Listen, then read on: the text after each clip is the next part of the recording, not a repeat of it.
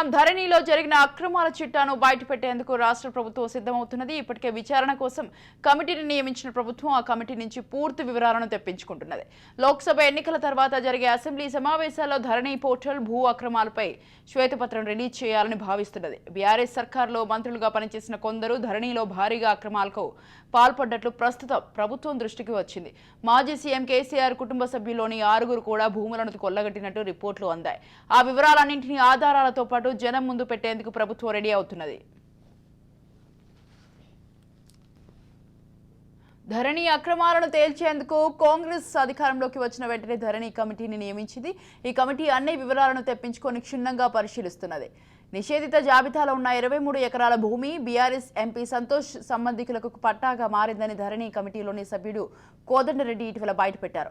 ఆ ఒక్కటే కాదని అలా ముఖ్యమైన బీఆర్ఎస్ లీడర్లు గత ప్రభుత్వంలో మంత్రులుగా పనిచేసిన కొందరు కూడా ధరణిలో అక్రమాలకు పాల్పడినట్లు గుర్తించామని రెవెన్యూ మంత్రి పొంగులేటి శ్రీనివాసరెడ్డి అన్నారు. ఏ భూములు ఎక్కడెక్కడ ఎవరెవరు ఎలా వాళ్ళ పేర్ల మీదకి మార్చుకున్నారనే దానిపై పూర్తి వివరాలతో జాబితాను ప్రభుత్వం సిద్ధం చేస్తున్నది. ప్రభుత్వ వక్ దైవాదాయ అసైన్ భూములను బీఆర్ఎస్ లీడర్లు వాళ్ళ హయాంలో తమ పేర్ల మీదకి ఎలా మార్చుకున్నారనే దానిపై ఇప్పటికే ధరణి కమిటీకి ఫిర్యాదులు వెల్లువెత్తాయి. వాటిని వెరిఫై చేసుకోవడంతో పాటు అన్ని జిల్లాలో కలెక్టర్ల నుంచి కూడా ప్రభుత్వం సమాచారం తెప్పించుకుంటున్నది. గత బీఆర్ఎస్ ప్రభుత్వంలో మంత్రులుగా పనిచేసిన 4 లీడర్లు ధరణిలో భూములను కొల్లగొట్టినట్లు ప్రస్తుత సర్కార్ దృష్టికి వచ్చింది. మాజీ సీఎం కుటుంబ సభ్యుల్లో 6 కూడా ధరణిలో అక్రమంగా భూములు కాజేశారని ప్రభుత్వం ప్రాథమికంగా గుర్తించినట్లు తెలిసింది.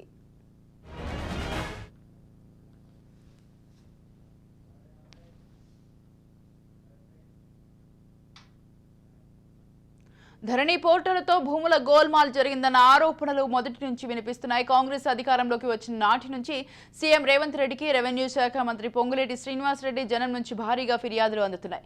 రంగారెడ్డి, మేడ్చల్, మల్కాజ్గిరి, సంగారెడ్డి, వికారాబాద్, మహబూబ్ నగర్, కరీంనగర్, మెదక్, సిద్దిపేట, యాదాద్రి, భువనగిరి, జనగాం, వరంగల్, హన్మకొండ జిల్లాలోని అక్రమ భూ బదలాయింపులపై ఎక్కువగా ఫిర్యాదులు వచ్చాయి.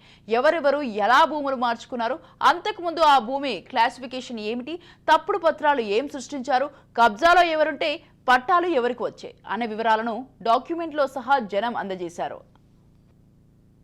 ధరణిలోని అక్రమాలను మరింత సులువుగా గుర్తించేందుకు ఫోరెన్సిక్ ఆడిట్ నిర్వహించాలని ఇప్పటికే ప్రభుత్వం నిర్ణయించింది. 2014 కంటే ముందు ప్రభుత్వ వర్క్, దేవాదాయ, భూదాన్, అసైన్ భూములను ఎన్ని రకాలు ఉన్నాయి, ఎవరెవరి పేరు మీద ఉన్నాయి అనే డేటాను తీస్తున్నది. దాని ఆధారంగా చేసుకొని 2014 తర్వాత ఏ భూములు ఎవరెవరికి మారాయి, ఏ రకంగా ఇచ్చారు, 2024లో ధరణి పోర్టల్ వచ్చాక ఎలా మారాయి, ప్రొసీడింగ్స్ ఏమైనా ఇచ్చారా, ఇస్తే దాని ఆధారంగా ఇచ్చారు అని పూర్తి స్థాయిలో ఫోరెన్సిక్ ఆడిట్ చేయనున్నారు. అయితే మండలాలు, జిల్లాల వారీగా ఈ కసరత్తును చేపట్టనున్నారు. దీంతో ఫీల్డ్ లెవెల్ నుంచి అసలు విషయం బయటపడుతుందని అధికారులు అంటున్నారు. తెలంగాణ ఆవిర్భావం తర్వాత 2014లో నూతన పారిశ్రామిక విధానాన్ని రూపొందించేందుకు కసరత్తు జరిగింది. అప్పుడే పారిశ్రామిక వాడలు నెలకొల్పేందుకు అప్పటి ప్రభుత్వం భూముల డేటాను తెప్పించింది. ఇందులో 11.78 లక్షల ఎకరాలు సాగుకు పనికిరాని ప్రభుత్వ భూమి ఉందని గుర్తించారు. అయితే ఇండస్ట్రియల్ పార్కుల కోసం సర్కారు కంటే పట్టా భూములనే ఎక్కువగా తీసుకున్నారు. ఇప్పుడు రాష్ట్ర వ్యాప్తంగా ప్రభుత్వ భూముల చెక్కులు తీస్తే 15.46 లక్షల ఎకరాలు ఉన్నట్లు గుర్తించారు. అనగా 2.31 లక్షల ఎకరాల యామీ కనిపించడం లేదన్నమాట. అయితే ఈ లెక్క సాగుకు పనికి దాని భూముల విషయంలోనే సాగుకు పనికి వచ్చే భూముల లెక్క వస్తే ఏమర ఉంటుందో తెలియాల్సి ఉంది. ఈ 10 ఏళ్లలో లక్షల ఎకరాలు కొలగొట్టారు. ప్రభుత్వ భూములను పట్టాగా మార్చేశారు. ఇవన్నీ గత ప్రభుత్వంలో ధరణి పోర్టల్ ద్వారా కొండవారికి కావలసిన పనులను చేయించుకున్నారన్న ఆరోపణలు ఉన్నాయి. గూగుల్ మ్యాప్లు వెతికి ఎక్కడ ఖాళీగా ఉన్నదో ఆ భూమి వారి పేరిట వచ్చేటట్లుగా రికార్డులను మార్చారని తెలుస్తోంది. దశాబ్దాలుగా సర్కారీ భూములు అన్ని రికార్డులో ఉన్న వాటిని కూడా పట్టాగా మార్చేశారు. రాజకీయ నాయకులు వారి కంపెనీల వశమయ్యాయి. పోటీకి ముందు పరికరాలు లేని పొలిటీషియన్లకు 100 ఎకరాలు వచ్చాయి. మినామీలు, కంపెనీల పేరిట మరెన్నో ఉన్నాయి. ఈ క్రమంలోనే భూ వివాదాలు కూడా లక్షల్లోనే దర్శనమిచ్చాయి. మరోవైపు మాజీ ముఖ్యమంత్రి కేసీఆర్ రెవెన్యూ శాఖను తమ వద్దనే ఉంచుకొని కుట్రపూరితంగానే ధరణికి రూపకల్పన చేశారని ధరణి కమిటీ సభ్యుడు కిసాన్ కాంగ్రెస్ జాతీయ ఉపాధ్యక్షుడు కోదండరెడ్డి ఆరోపించారు. ధరణి కుంభకోణాలకు కారకులు కేసీఆర్లేనని ఆయన ధ్వజమెత్తారు. ప్రభుత్వం వారిద్దరిపై చర్యలు తీసుకోవాలని కోరుతున్నట్లు తెలిపారు. భారతదేశంలోని అతిపెద్ద భూ కుంభకోణం బీఆర్ఎస్ ప్రభుత్వ హయాంలో జరిగిందని ధరణి కమిటీ సభ్యుడు కిసాన్ కాంగ్రెస్ సెల్ ఉపాధ్యక్షుడు కోదండరెడ్డి దుయ్యబట్టారు. ధరణి పోర్టల్ను భూమిని కాజేయడానికి రూపొందించారని సర్వే ఆఫ్ ఇండియా అధికారి సైతం చెప్పారని ఆయన పేర్కొన్నారు. ధరణి కుంభకోణానికి కారకులు కేసీఆర్ లేనని ఆయన ధ్వజమెత్తారు. అప్పటి ప్రభుత్వ ప్రధాన కార్యదర్శి సోమేష్ కుమార్ ఆధ్వర్యంలో భూ కుంభకోణం జరిగిందని కోదండరెడ్డి ఆరోపించారు. ఇక పార్లమెంటు ఎన్నికలు అవగానే ధరణి కుంభకోణంలో ఉన్న ఎంత పెద్ద వారినైనా వదలకుండా చర్యలు తీసుకోవాలని సీఎంను కోరతానని తెలిపారు. రెవెన్యూ వ్యవస్థకు పూర్వ వైభవం తీసుకువచ్చేందుకు సీఎం రేవంత్ రెడ్డి ప్రభుత్వం కృషి చేస్తోందన్నారు. గత బీఆర్ఎస్ ప్రభుత్వం చేసిన అన్యాయంతోనే ఎంతో మంది రైతులు చనిపోయారని తీవ్ర ఆగ్రహం వ్యక్తం చేశారు.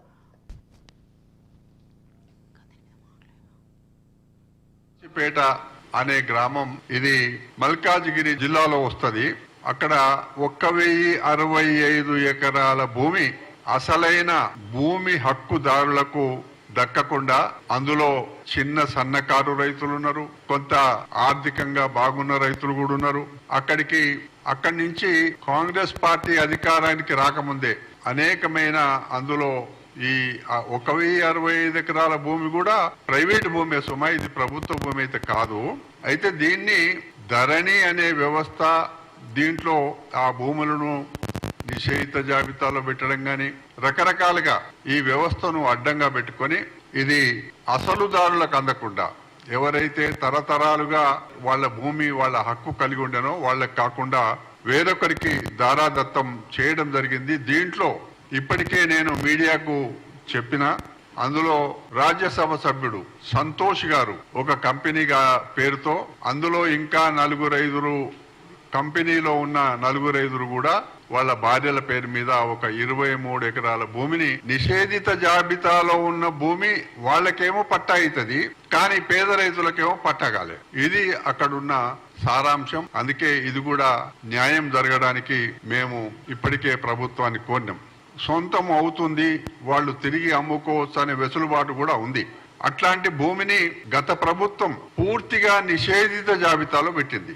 ఈ 3 రకాల భూములు దాంట్లో నేను ఇప్పుడు చెప్పిన సర్వే నెంబరు మొన్నటి వరకు నిషేధిత జాబితాలో పెట్టి ఇమీడియట్ గా ఎన్నికలు అవగానే ఈ భూమిని నిషేధిత జాబితా నుంచి తొలగించి అంబూజ్ అగర్వాల్ అనే పేరుతో పట్టా చేయడం జరిగింది. ఇక్కడ ఇది ఎందుకు కీలకం అంటున్నానంటే రాష్ట్రంలో నేను గతంలో కూడా మీ ముందు చాలా సందర్భాల్లో చెప్పిన తెలంగాణ రాష్ట్రం ఏర్పాటయ్యే నాటికి 24 లక్షల ఎకరాల భూమి ఆనాడు ఇందిరాగాంధీ భూ సంస్కరణలు తీసుకొచ్చిన తర్వాత ఇచ్చిన భూమి గాని 2004 నుంచి 2014 వరకు కాంగ్రెస్ పార్టీ అధికారంలో ఉన్నప్పుడు ఇచ్చిన రెవెన్యూ సదస్సుల ద్వారా భూమి లేని పేదలకు ఆనాడు కాంగ్రెస్ పార్టీ 3,60,000 ఎకరాలు పంపకం చేసింది. కానీ ఇవన్నీ కూడా ఆ రోజు వాళ్ళకి పట్టా కాగితాలు ఉన్నాయి, డీ పట్టా ఉంది, వాళ్ళు ఆ భూమిని అనుభవిస్తున్నారు. కానీ ఈ ప్రభుత్వం వచ్చిన తర్వాత ఆ 24 లక్షల ఎకరాల భూమిని అసైన్ భూమిని అంతా కూడా నిషేధిత జాబితాలో పెట్టడం జరిగింది. అంతటితో ఊరుకోలే. ఆ ప్రభుత్వం ఆ భూమిని అసైన్ చేసింది ఎవరు? అందరూ కూడా పేదవాళ్లే, అందులో ఎక్కువ మంది దళితులు. ఆ భూమిని మళ్ళీ వాళ్లకు అంటే గత ప్రభుత్వానికి అనుకూలంగా డబ్బులు ఖజానాలో పడేటట్టుగా వాళ్ళ జేబులు నింపుకోవడానికి హైదరాబాద్ చుట్టుపక్కల ఉన్న విలువైన భూములను హెచ్ఎండిఏను అడ్డంగా పెట్టిండ్రు. ఇక ఇప్పటికే కాంగ్రెస్ ప్రభుత్వం అధికారంలోకి వచ్చి వెంటనే ధరణి కమిటీని నియమించింది. దీంతో ధరణిలో జరిగిన లోటుపాట్లు, జరిగిన అక్రమాలపై కమిటీ క్షుణ్ణంగా పరిశీలిస్తుంది. ఇప్పటికే ఓ నివేదికను సర్కారుకు అందించినట్టు తెలుస్తోంది. ఇదే విషయంపై మరిన్ని వివరాలు డీటెయిల్స్ మా ప్రతినిధి విక్రాంత్ అందిస్తారు. పార్లమెంట్ ఎన్నికలు సమీపిస్తున్న వేళ ప్రతిపక్ష పార్టీ అయినటువంటి బీఆర్ఎస్ పార్టీ ఖాళీ అవుతుందని చెప్పుకోవచ్చు. ఈ నేపథ్యంలో అధికార పార్టీలో ఉన్నటువంటి కాంగ్రెస్ పార్టీ మాత్రం చేరికలను ప్రోత్సహిస్తూ ఉంది. ఈ నేపథ్యంలో గతంలో కాంగ్రెస్ పార్టీలో ఎవరైతే ఉండి బీఆర్ఎస్ పార్టీలో గత 10 సంవత్సరాల్లో ఎవరైతే బీఆర్ఎస్ పార్టీకి వెళ్లారో వాళ్ళంతా తిరిగి కాంగ్రెస్ గూటికి చేరుతున్న పరిస్థితి కనిపిస్తూ ఉంది. ప్రధానంగా సిడబ్ల్యూసీ మెంబర్గా ఉండి అత్యంత 55 సంవత్సరాల పాటు కాంగ్రెస్ పార్టీలో సేవలు అందించినటువంటి, ఆ తర్వాత జరిగినటువంటి పరిణామాల రీత్యా బీఆర్ఎస్ పార్టీలోకి వెళ్ళినటువంటి కేశవరావు కావచ్చు, అదేవిధంగా కడియం శ్రీహరి కావచ్చు, అదేవిధంగా కేశవరావు కూతురు ప్రజెంట్ గ్రేటర్ హైదరాబాద్కు సంబంధించిన మేయర్ కావచ్చు, విజయలక్ష్మి కావచ్చు, వీరంతా తిరిగి కాంగ్రెస్ గుడికి చేరుతూ ఉన్న పరిస్థితి కనిపిస్తూ ఉంది. మరోవైపు ఏకంగా బీఆర్ఎస్ పార్టీకి సంబంధించిన 5 సిట్టింగ్ ఎంపీలతో పాటు ఎమ్మెల్యే ఖైరతాబాద్కు సంబంధించి దానం నాగేందర్ కూడా ఇప్పటికే కాంగ్రెస్ పార్టీ తీర్థం పుచ్చుకున్న పరిస్థితి కనిపిస్తూ ఉంది. ఏకంగా మరోవైపు అయితే ఇటు రానున్న పార్లమెంట్ ఎన్నికలకు సంబంధించి అభ్యర్థులను ఖరారు చేసిన క్యాండిడేట్లు కూడా ఏకంగా కడియం శ్రీహరి కూతురు కావ్యాన్ని కూడా ఇటు వరంగల్కి సంబంధించిన పార్లమెంట్ అభ్యర్థిగా కూడా నియమించడం జరిగింది. దానికి కూడా తను రాజీనామా చేసి కాంగ్రెస్ పార్టీలో చేరేందుకు కూడా ఇప్పటికే సిద్ధమైంది. మరోవైపు ఇప్పటికే కేశవరావు ఢిల్లీకి వెళ్ళి కాంగ్రెస్ పెద్దల సమక్షంలో కూడా కాంగ్రెస్ పార్టీలో చేరనున్నారు. కేశవరావు కూతురు ప్రస్తుత మేయర్గా ఉన్నటువంటి, హైదరాబాద్ మేయర్గా ఉన్నటువంటి గద్వాల విజయలక్ష్మి కూడా ఇప్పటికే ముఖ్యమంత్రి రేవంత్ రెడ్డి, కాంగ్రెస్ పార్టీ రాష్ట్ర వ్యవహారాల ఇన్ఛార్జ్గా ఉన్నటువంటి దేవదాస్ మున్షి సమక్షంలో కూడా కాంగ్రెస్ పార్టీ తీర్థం పుచ్చుకున్నారు. మరోవైపు దానం నాగేందర్ కాంగ్రెస్ పార్టీకి సంబంధించి గ్రేటర్ హైదరాబాద్కి సంబంధించి ఖైరతాబాద్ ఎమ్మెల్యే ఉన్నటువంటి దానం నాగేందర్ కూడా గతంలో కాంగ్రెస్ పార్టీ నుంచి బీఆర్ఎస్ పార్టీకి వెళ్ళాడు. ఇటీవల జరిగినటువంటి ఎన్నికల్లో కూడా ఖైరతాబాద్ నియోజకవర్గం నుంచి ఎమ్మెల్యేగా గెలుపొందాడు. ఈ నేపథ్యంలో అతన్ని ఏకంగా కాంగ్రెస్ పార్టీలోకి చేర్చుకున్నారు. ఆ తర్వాత సికింద్రాబాద్ ఎంపీ క్యాండిడేట్గా కూడా ఆలోచిస్తూ ఉన్నారు. ఇప్పటికే క్యాండిడేట్ను ఫైనలైజ్ చేసిన పరిస్థితి కనిపిస్తూ ఉంది. ఇదిలా ఉంటే గతంలో మేయర్గా పనిచేసినటువంటి బొంతు రామ్మోహన్తో పాటు మాజీ మేయర్గా పనిచేసి బొంతు రామ్మోహన్ సమయంలో ఉన్నటువంటి డిప్యూటీ మేయర్తో పాటు ప్రస్తుత డిప్యూటీ మేయర్ అందరూ కూడా కాంగ్రెస్ గుడికి చేరుతా ఉన్నారు. వాస్తవానికి కాంగ్రెస్ పార్టీ రాష్ట్ర వ్యాప్తంగా బలంగా ఉన్నప్పటికీ, కాంగ్రెస్ పార్టీ రాష్ట్రంలో అధికారంలోకి వచ్చినప్పటికీ గ్రేటర్ హైదరాబాద్లో కొంత వీక్గా ఉన్నమాట వాస్తవం. ఈ నేపథ్యంలోనే కాంగ్రెస్ హైకమాండ్ కావచ్చు, పిసిసి సీఎంగా ఉన్నటువంటి రేవంత్ రెడ్డి కావచ్చు, గ్రేటర్ హైదరాబాద్ పైన దృష్టి పెట్టాడు. ప్రధానంగా సికింద్రాబాద్ పార్లమెంట్ ఉంది, మల్కాజ్గిరి పార్లమెంట్ ఉంది, ఆనుకొని ఉన్నటువంటి చేవెళ్ల పార్లమెంట్ ఉంది, అదేవిధంగా హైదరాబాద్ పార్లమెంట్కి సంబంధించి 4 పార్లమెంటు స్థానాలకు సంబంధించి కూడా గ్రేటర్ హైదరాబాద్ చుట్టూ ఉన్న నేపథ్యంలో కూడా గ్రేటర్ నేతలపైన దృష్టి పెట్టారు. ఈ నేపథ్యంలోనే కేశవరావు కావచ్చు, కడియం శ్రీహరి కావచ్చు, ఆ కడియం శ్రీహరి వెంట వరంగల్కి సంబంధించిన నేతలు భారీగా వలస వచ్చే అవకాశం కనిపిస్తూ ఉంది వారి వెంట. అదేవిధంగా కేశవరావుకు సంబంధించి కూడా బీఆర్ఎస్ అత్యంత సన్నిహితులుగా ఉన్నటువంటి కేసీఆర్ ఫ్యామిలీతో పెద్దగా అటాచ్మెంట్ ఉన్నటువంటి కేశవరావు కూడా బీఆర్ఎస్ పార్టీని వీడి కాంగ్రెస్ పార్టీకి లాంఛనంగా వచ్చే ప్రయత్నం చేస్తున్న నేపథ్యంలో కూడా అతని వెంట పెద్ద ఎత్తున ఆయా పార్టీకి సంబంధించి బీఆర్ఎస్ నేతలు కూడా వచ్చే అవకాశం చాలా స్పష్టంగా కనిపిస్తూ ఉంది. ఇది ఎలా ఉంటే రానున్న 10 రోజుల్లో కూడా ఏకంగా పెద్ద ఎత్తున కాంగ్రెస్ పార్టీలో బీఆర్ఎస్ పార్టీకి సంబంధించిన ధరణిలో జరిగిన అక్రమాల చిట్టాను బయటపెట్టేందుకు రాష్ట్ర ప్రభుత్వం సిద్ధమవుతున్నది. ఇప్పటికే విచారణ కోసం కమిటీని నియమించిన ప్రభుత్వం ఆ కమిటీ నుంచి పూర్తి వివరాలను తెప్పించుకుంటున్నది. లోక్సభ ఎన్నికల తర్వాత జరిగే అసెంబ్లీ సమావేశాల్లో ధరణి పోర్టల్ భూ అక్రమాలపై శ్వేతపత్రం రిలీజ్ చేయాలని భావిస్తున్నది. బీఆర్ఎస్ సర్కార్లో మంత్రులుగా పనిచేసిన కొందరు ధరణిలో భారీగా అక్రమాలకు పాల్పడ్డట్లు ప్రస్తుతం ప్రభుత్వం దృష్టికి వచ్చింది. మాజీ సీఎం కేసీఆర్ కుటుంబ సభ్యుల్లోని 6 కూడా భూములను కొల్లగొట్టినట్లు రిపోర్ట్లు అందాయి. ఆ వివరాలన్నింటినీ ఆధారాలతో పాటు జనం ముందు పెట్టేందుకు ప్రభుత్వం రెడీ అవుతున్నది. ధరణి అక్రమాలను తేల్చేందుకు కాంగ్రెస్ అధికారంలోకి వచ్చిన వెంటనే ధరణి కమిటీని నియమించింది. ఈ కమిటీ అన్ని వివరాలను తెప్పించుకొని క్షుణ్ణంగా పరిశీలిస్తున్నది. నిషేధించిన జాబితాలో ఉన్న 23 ఎకరాల భూమి బీఆర్ఎస్ ఎంపీ సంతోష్ సంబంధికులకు పట్టాగా మారిందని ధరణి కమిటీలోని సభ్యుడు కోదండరెడ్డి ఇటీవల బయటపెట్టాడు. ఆ ఒక్కటే కాదని అలా ముఖ్యమైన బీఆర్ఎస్ లీడర్లు, గత ప్రభుత్వంలో మంత్రులుగా పనిచేసిన కొందరు కూడా ధరణిలో అక్రమాలకు పాల్పడినట్లు గుర్తించామని రెవెన్యూ మంత్రి పొంగులేటి శ్రీనివాసరెడ్డి అన్నారు. ఏ భూములు ఎక్కడెక్కడ ఎవరెవరు ఎలా వాళ్ళ పేర్ల మీదకి మార్చుకున్నారనే దానిపై పూర్తి వివరాలతో జాబితాను ప్రభుత్వం సిద్ధం చేసుకున్నది. ప్రభుత్వ వక్ఫ్, దేవాదాయ, అసైన్ భూములను బీఆర్ఎస్ లీడర్లు వాళ్ళ హయాంలో తమ పేర్ల మీదకి ఎలా మార్చుకున్నారనే దానిపై ఇప్పటికే ధరణి కమిటీకి ఫిర్యాదులు వెల్లువెత్తాయి. వాటిని వెరిఫై చేసుకోవడంతో పాటు అన్ని జిల్లాలో కలెక్టర్ల నుంచి కూడా ప్రభుత్వం సమాచారం తెప్పించుకుంటున్నది. గత బీఆర్ఎస్ ప్రభుత్వంలో మంత్రులుగా పనిచేసిన 4 లీడర్లు ధరణిలో భూములను కొల్లగొట్టినట్లు ప్రస్తుత సర్కార్ దృష్టికి వచ్చింది.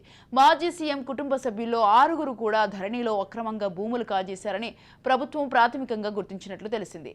రైట్, ఈ విషయంపై మాట్లాడడానికి అయితే యాక్టివిస్ట్ కోయిని వెంకన్న గారు అయితే లైవ్లో ఉన్నారు. సార్ చెప్పండి సార్, ధరణి పోర్టల్ అయితే భూములు గోల్మాల్ జరిగిందన్న ఆరోపణలు అయితే మొదటి నుంచి వినిపిస్తున్నాయి. అవునండి, ఈ ధరణి వచ్చిన తర్వాత అది 2020లో ప్రారంభమైనప్పుడు ఈ కొత్త పాస్ పుస్తకాలు ఎప్పుడైతే 2017 సెప్టెంబర్లో స్టార్ట్ చేసి దాన్ని భూ సమగ్ర సర్వే అన్నారు. అప్పుడు 27 అంశాలకు సంబంధించి 2018 జనవరి అసెంబ్లీ సమావేశాల్లో ముఖ్యమంత్రి కేసీఆర్ ఏదైతే మాట్లాడాడో అది పర్ఫెక్ట్ అమలు జరిగితే బాగుండదు. కానీ దాన్ని మళ్ళీ భూ సమగ్ర సర్వే అన్నారు, భూ ప్రక్షాళన అన్నారు, భూ రికార్డుల నవీకరణ ప్రోగ్రామ్ అని పెట్టారు.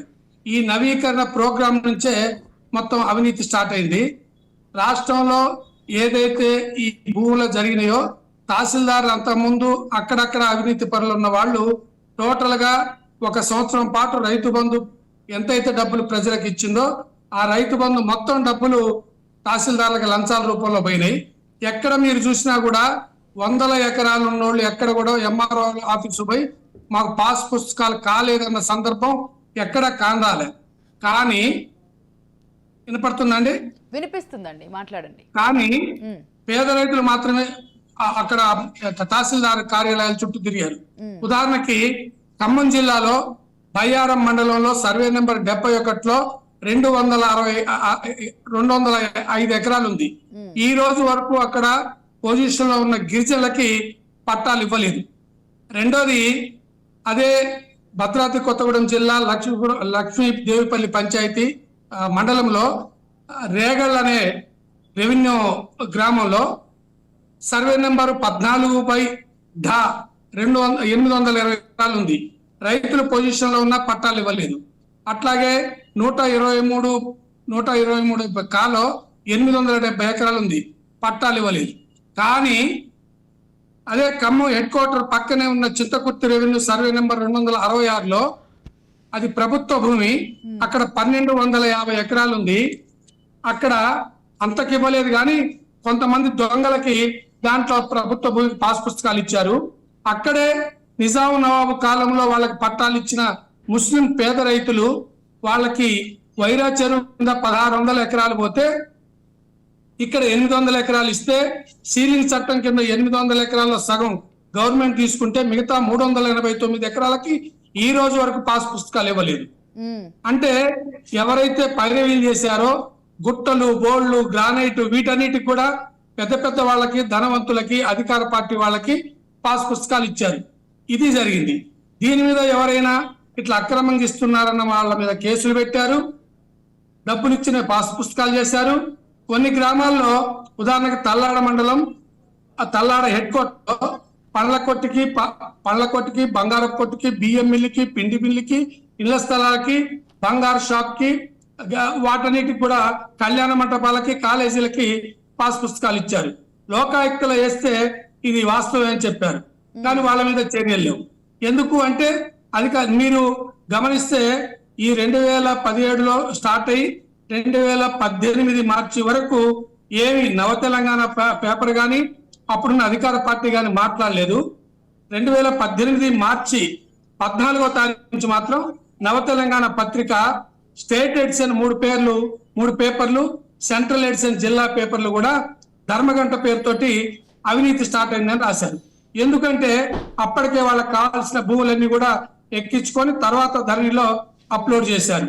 ఆ ధర్మగంట ప్రోగ్రామ్ వల్ల 2 ప్రయోజనాలు టిఆర్ఎస్ కి, బిఆర్ఎస్ నాయకులకి ఏం జరిగిందంటే ఏదైతే అవినీతి చేశారో వాళ్ళందరి దగ్గర మండలానికి 25 నుంచి ₹1 కోటి అసెంబ్లీ ఎన్నికల్లో జరిగినప్పుడు అధికార పార్టీ వాళ్ళకి ఇచ్చారు. ఆ తర్వాత వాళ్ళ పని అయిపోయింది. భూములు ఎక్కిన తర్వాత అప్పుడు కేసీఆర్ గారు అసెంబ్లీలోనే రెవెన్యూ అధికారులు దొంగలు, వీళ్ళతో చెప్పు తీసుకొని కొట్టండి, నా భూమి హోమ్ మినిస్టర్ కి, హోమ్ మినిస్టర్ భూమి రెవెన్యూ మినిస్టర్ కి చేస్తాడని చెప్పాడు. కానీ అంతకుముందు కానీ దీన్ని ప్రజల్లో వ్యతిరేకత వస్తుంది కాబట్టి దీన్ని వాళ్ళ మీద నెట్టాలని నెట్టి ఆ తర్వాత విఆర్ఓ వ్యవస్థని తీసేసి ఆ రికార్డులు కొన్ని మండలాల్లో కాల్చి పారేశారు. ఎందుకంటే అవి బయటకు రాకుండా ఉండటం కోసం. కాబట్టి ఈ ప్రభుత్వం పొంగులేటి శ్రీనివాసరెడ్డి గారు రెవెన్యూ మినిస్టర్ గా ఉన్నారు. మా జిల్లాకు సంబంధించి ఖమ్మం జిల్లాకు చెందిన వారు. సంతోషం. మా జిల్లాలో ఇంకొక విషయం, ఇప్పుడు 2 టర్మ్ల కేసీఆర్ పాలన అయితే బంగారు తెలంగాణ మాటలు అయితే పదే పదే వినపడ్డాయి. ఓ రేంజ్ లో అయితే గులాబీ శ్రేణులు అయితే ఊదరగొట్టారు. రాష్ట్రం ఆచరిస్తుంది, దేశం అనుసరిస్తుంది అంటూ అయితే పదే పదే వ్యాఖ్యానించడం జరిగింది. అయితే సంక్షేమ మాటనైతే వేలాది కోట్ల ప్రభుత్వ ధనం, బంగారం లాంటి భూములు మాయమయ్యాయని నాటి ప్రతిపక్షాలు ఆరోపణలకు నేడే అవునని సమాధానం వినిపిస్తుంది. మరి కేసీఆర్ అండ్ అలాగే వాళ్ళ టీం వచ్చిన ఆరోపణలను అయితే కాంగ్రెస్ ప్రభుత్వం బయటపెట్టడం బీఆర్ఎస్ కు మరి షాక్ అనుకోవాల్సిందేనంటారా? షాకే కానీ షాక్ తో పాటు అనుమానించాల్సిన విషయం ఏముందంటే భూమాత అని తీసుకొస్తామంటున్నారు. ఇది భూమాత మేతగా మారుద్దా, భూమాయగా మారుద్దా అనేది చూడాలి. ఎందుకంటే అందులో ఎవరైతే అక్రమాలు చేస్తున్నారో వాళ్ళంతా చిన్నగా అవతల కేసీఆర్ భవిష్యత్తులో కూడా టిఆర్ఎస్ బీఆర్ఎస్ ఇక్కడ ఉండదని అర్థమై వాళ్ళు నిస్సహాయ స్థితిలో ఉన్నారని చెప్పి వాళ్ళంతా ఇటు వస్తున్నారు. రేపు మంత్రి మల్లారెడ్డి కూడా ఇటు రావచ్చు. కాబట్టి ఇటు వచ్చినప్పుడు మరి ఇది వీళ్ళకి వెళ్ళి వచ్చిన తర్వాత దాన్ని బయట పెడతారా? అట్లాగే నయం అక్రమ భూములు 1000 ఎకరాలు ఉంది, అవి ఏమైనాయి? ఇవన్నీ బయట పెడతారా లేదా అనేది అనుమానం. కానీ బయట పెడతారు అనేది ప్రజలు ఆలోచిస్తున్నారు.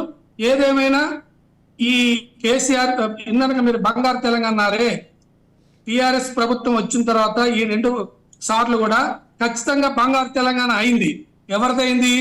కేసీఆర్ కుటుంబాన్ని, ఆయన మంత్రివర్గాన్ని, ఆయన అనుచరులది, ఆయన సహచరులది బంగారు లోకమే అయింది. కానీ ప్రజలు ఎంత ఆశించి చేశారో అంత మోసపోయారు కాబట్టే గుణపాఠం చెప్పారు. ఈ రోజు వరకు మనం మీతో మాట్లాడుతున్న ఈ రోజు వరకు రేవంత్ రెడ్డి గారు సమర్థవంతంగా సమయస్ఫూర్తితోటి సమర్థ పాలనే చేస్తున్నారు అనేది ప్రజల్లో ఉంది.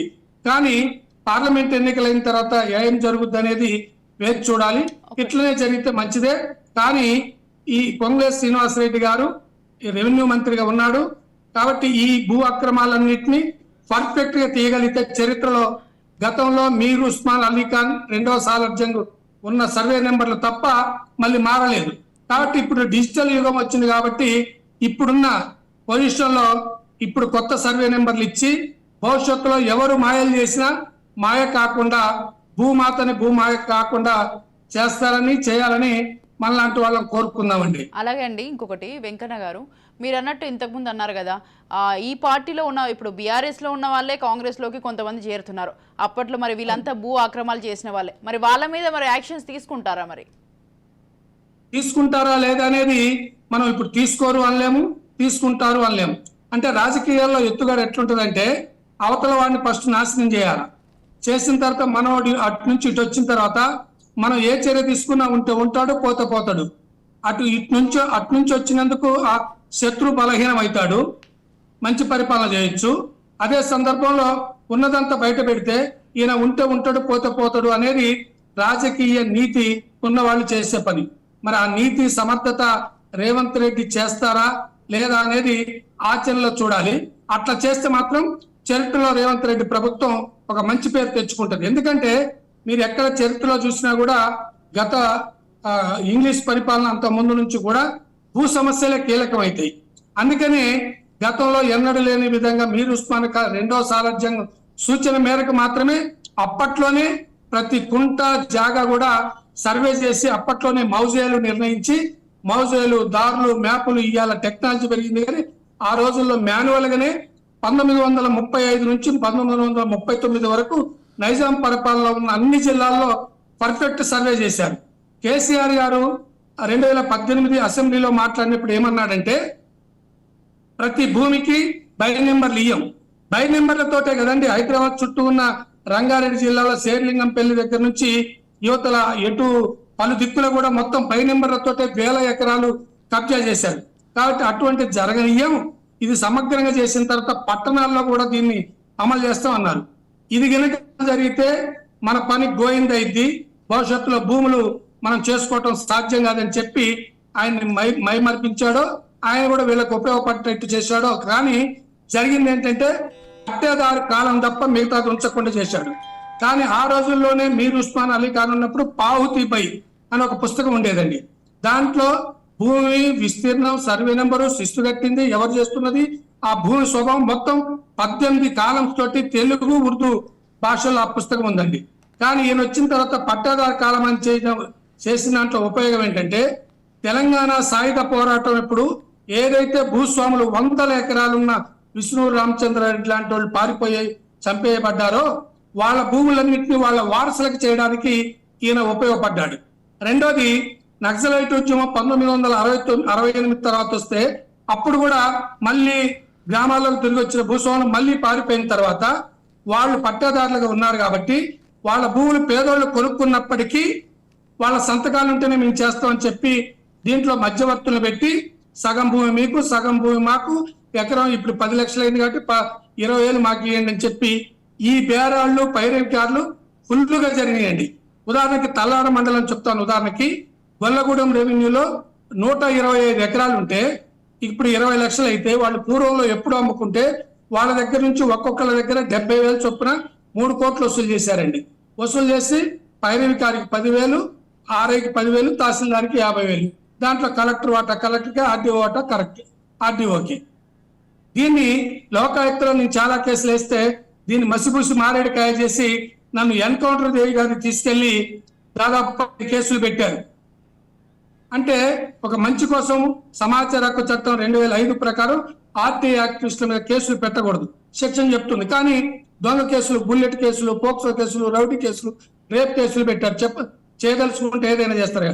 కాబట్టి ఏదేమైనా రేవంత్ రెడ్డి గారి ప్రభుత్వం ఇప్పటివరకు అయితే పర్వాలేదు అనిపించుకుంటుంది. కాబట్టి ఇది గనుక చేస్తే మీలాంటి రాజ్ న్యూస్ టీవీ లాంటి దీన్ని ఎక్కువ చర్చకు పెడితే ప్రజలకు ఉపయోగం జరుగుద్ది. ఎక్కడికక్కడ ఈ ప్రభుత్వం చేయాల్సింది ఏంటంటే ప్రజలకి సమగ్రంగా సూచన సలహాలు తీసుకోవాలి. మండల స్థాయిలో, డివిజన్ స్థాయిలో, జిల్లా స్థాయిలో క్యాంపులు పెట్టి ఎట్లా చేస్తే బాగుంటుందని. ఇదంతా ఒక ఎత్తు అయితే ఈ తెలంగాణ జిల్లాలో ముఖ్యంగా ఆదిలాబాద్ నుంచి ఖమ్మం, భద్రాచలం వరకు 170 చట్టం అమల్లో ఉందండి. ఈ 170 చట్టంలో మీర్ ఉస్మాన్ అలీ ఖాన్ వారసుల భూములు చాలా చోట్ల ఉన్నాయి. కౌల్దారీ చట్టం 1955లో వచ్చినప్పుడు కౌల్దారీ చట్టం కింద పానీలు ఉన్నప్పటికీ దాన్ని అడ్డం పెట్టుకొని రెవెన్యూ అధికారులు, అధికార పార్టీ వాళ్ళు పైరవీలు చేసి రైతు దగ్గర పెద్ద మొత్తంలో కోట్ల రూపాయల డబ్బులు తీసుకున్నారండి. ఉదాహరణకు కామేపల్లి మండలం, ఖమ్మం జిల్లా కామేపల్లి మండలం మద్దలపల్లి రెవెన్యూలో సర్వే మొత్తం గ్రామం మొత్తం మీద 7,850 ఎకరాల భూమి ఉంటే సర్వే నెంబర్లు 127 మాత్రమే ఉన్నాయి. 227 నెంబర్లు ఉన్నాయండి. ఈ 2,227 సర్వే నెంబర్లో కూడా మీర్ ఉస్మాన్ అలీ ఖాన్ వాళ్ళ చుట్టాల 6 పేర్లతోటే సర్వే నెంబర్ 125లో 5,322 ఎకరాల 31 గుంటల భూమి ఉందండి. అది 1955 నుంచే రైతుల పొజిషన్ లో ఉండి 3వ తరం అనుభవిస్తున్నా కూడా అక్కడ ఎకరానికి 10,000 నుంచి 20,000 వసూలు చేసి ఆ ఊళ్ళోనే 1,35,00,000 వసూలు చేసి వాళ్ళకి రైతుల పాస్ పుస్తకాలు ఇచ్చారు. అంటే ఈ ధరణి రాకముందే ఈ భూ సమగ్ర సర్వే ప్రక్షాళనలో LRUP అంటారు, ల్యాండ్ రికార్డ్ అప్డేటెడ్ ప్రోగ్రామ్ లో మొత్తం డబ్బులు వసూలు చేసుకొని వాళ్ళ వాటాలు వాళ్ళకి ఇవ్వడానికి దీన్ని ఉపయోగించారు తప్ప ఇది శాశ్వత పరిష్కారానికి కాదు. ఇదే ప్రభుత్వం ధరణి రాకముందు, అంటే ధరణి అనేది 2020లో ఆ పోర్టల్లో పెట్టారు. కానీ భూ సమగ్ర సర్వే, భూ ప్రక్షాళన, భూ రికార్డుల ప్రక్రియ ఈ పేర్లతో చేసింది ఏంటంటే 100 సంవత్సరాలకు కూడా భూ సమస్యలు ఇక రావు అన్నారు. చాలా మంది లాయర్లు, హైకోర్టు లాయర్లతో కూడా నేను మాట్లాడితే ఈ ఒక్క ప్రోగ్రామ్ సక్సెస్ అయితే ఇక భూ సమస్యలు అసలే రావన్నారు. కానీ తర్వాత మీరు కోర్టులో పరిశీలిస్తే ఈ కార్యక్రమం తర్వాత ఎన్ని కోర్టులలో కూడా సివిల్ కేసులు ఇష్టం వచ్చినట్టుగా పెరిగిపోయాయండి. ఉదాహరణకి వేల్సూరు మండలంలో అమ్మపాలెంలో కాళ్ళూరి జోగారావు వాళ్ళ భూదాన భూమి బోల్డ్ అంతుందండి. అదంతా కూడా అక్కడున్న రెడ్డిస్కి, హైదరాబాద్ ఉన్న రెడ్డి ల్యాబ్స్ వాళ్ళకి 100 ఎకరాలు కట్టబెట్టారు. మరి అది బయటికి తీస్తారా ఇప్పుడు అనేది అనుమానం. అలాగే అండి వెంకన్న గారు, ఇంకొకటి, ఇప్పుడు అన్నదాతే దేశానికి వెన్నుముక అన్నారు. మరి ఆ రైతాంగానికి అండగా ఉన్నామన్న కేసీఆర్ అయితే తీసుకొచ్చిన ధరణి స్కీమ్ అయితే స్కామ్ గా మారడం జరిగింది. లక్షలాది ఎకరాలు భూములు కొంతమంది అక్రమార్కుల జేబుల్లోకి చేరుకోవడం జరిగింది. ఇది వాస్తవం అంటే అయితే రేవంత్ సర్కార్ కూడా తేల్చేసింది. మరి ఈ పరిణామాలను ఎలా చూడాలి? అంతా తెలిసే జరిగిందని భావించవచ్చు అంటారా? అంటే అప్పుడు కాంగ్రెస్ వాళ్ళ పార్టీని వాళ్ళు కాపాడుకునే స్థితిలో ఉన్నారు. దీని జోలికి పోతే దీన్ని అడ్డం పెట్టి మిగతా రైతులను ఇబ్బంది పెట్టి ఈ ప్రతిపక్షంలో ఉన్న రేవంత్ రెడ్డి కాంగ్రెస్ పార్టీ వాళ్ళు మేము మంచి చేయాలనుకుంటే దీన్ని అడ్డం పెడుతున్నారు అని అంటారని చెప్పి బీజేపీ కానీ, కాంగ్రెస్ కానీ, కమ్యూనిస్టులు కూడా ఈ విషయంలో మాట్లాడలేదండి. ఎందుకు అంటే మంచి చేస్తారని ప్రభుత్వం చెప్తుంది, ఇక్కడ జరగట్లేదు, దీని మీద ఏదైనా కార్యక్రమం తీసుకున్నా కూడా ప్రజలు వ్యతిరేకిస్తారని అనుకున్నారు. కానీ అది పొరపాటండి. మేము సమాచార హక్కు చట్టం ద్వారా కూసుమంచి మండలంలో, తల్లాడ మండలంలో, పెనుబల్లి మండలంలో, రఘునాథపాలెం మండలంలో ఈ సమస్య మీద తరలిస్తే స్వచ్ఛందంగా వారం రోజులకు ఒకసారి ప్రోగ్రాం పెట్టినా కూడా 100 మంది వచ్చారు. దానివల్ల చాలా ఉపయోగం జరిగేటట్టుగా మేము చేశాం. ఒక గుత్తికొండ కృష్ణ అనే తహసీల్దార్ ఒకే భూమిని 3 చేసి 3 దగ్గర ఎకరం చొప్పున అది ఎన్ఎస్పి ల్యాండింగ్ చేసి 1,00,000 చొప్పున పాస్ పుస్తకాలు తీసుకొని డబ్బులు తీసుకొని గార్ల మండలం ట్రాన్స్ఫర్ అయిపోతే 2019 డిసెంబర్ 24వ తారీఖున రైతులను తీసుకుపోయి అక్కడ ధర్నా చేపిస్తే డిసెంబర్ 30న మళ్ళీ కూసుమంచి మండలం వచ్చి వాళ్ళ డబ్బులు వాళ్ళకి ఇప్పించే పరిస్థితి చేశాం. అక్కడ ప్రతిపక్షాలు కూడా ఆ కార్యక్రమం జరిగేటప్పుడు సరైన కార్యక్రమం తీసుకోకపోవటం కూడా పొరపాటు చేశాయి. ఏదైనా రేవంత్ రెడ్డి ప్రభుత్వం మంచి నిర్ణయం తీసుకొని ప్రతిపక్షాలందరినీ కూడా అఖిల పక్ష సూచనలు, సలహాలు మా వంటి మీ వంటి media, electronic media, print media వాళ్ళ సూచనలు కూడా తీసుకోవాలి. కానీ ఇక్కడ చూడాల్సింది ఏంటంటే ప్రింట్ మీడియా మాత్రం ఈ మొత్తం ప్రోగ్రామ్ లో దీన్ని బయట పెట్టడంలో విఫలమైందండి. కేవలం కొన్ని పత్రికలు, ఈ మధ్య కాలంలో జ్యోతి, కొంత ఆంధ్రజ్యోతి బయట పెడుతున్నది. మీలాంటి టీవీలు, రాజ్ న్యూస్ కానీ, అంతకుముందు V6 కానీ ఇటువంటి బయట పెట్టాయి. ఇది మరింత ముందుకు తీసుకుపోవడానికి మా వంతుగా ఎక్కడైనా కూడా రాష్ట్ర వ్యాప్తంగా మా కార్యకర్తలు ఉపయోగించి కూడా దీన్ని తీసుకోవడానికి అవకాశం ఉందండి. ఇంకొక మాట చెప్తానండి. ఎంత దుర్మార్గం అంటే ఎక్కడెక్కడ భూములు ఎట్లెట్లా చేశారు అని చెప్పడానికి సమాచార హక్కు చట్టాన్ని ఉపయోగిస్తారేమని ఈ దుర్మార్గపు ముఖ్యమంత్రి పాలనలో ఉన్న సిఎస్, ఆయన పేరు ఉండే సిఎస్, అతను మున్సిపల్ కమిషనర్ కూడా చేశారు, గ్రేటర్. అతనికి సోమేష్ కుమార్, అతను సమాచార హక్కు చట్టంలోని సెక్షన్ 5 ప్రకారం మీరు ఇవ్వడానికి వీల్లేదని చెప్పాడండి.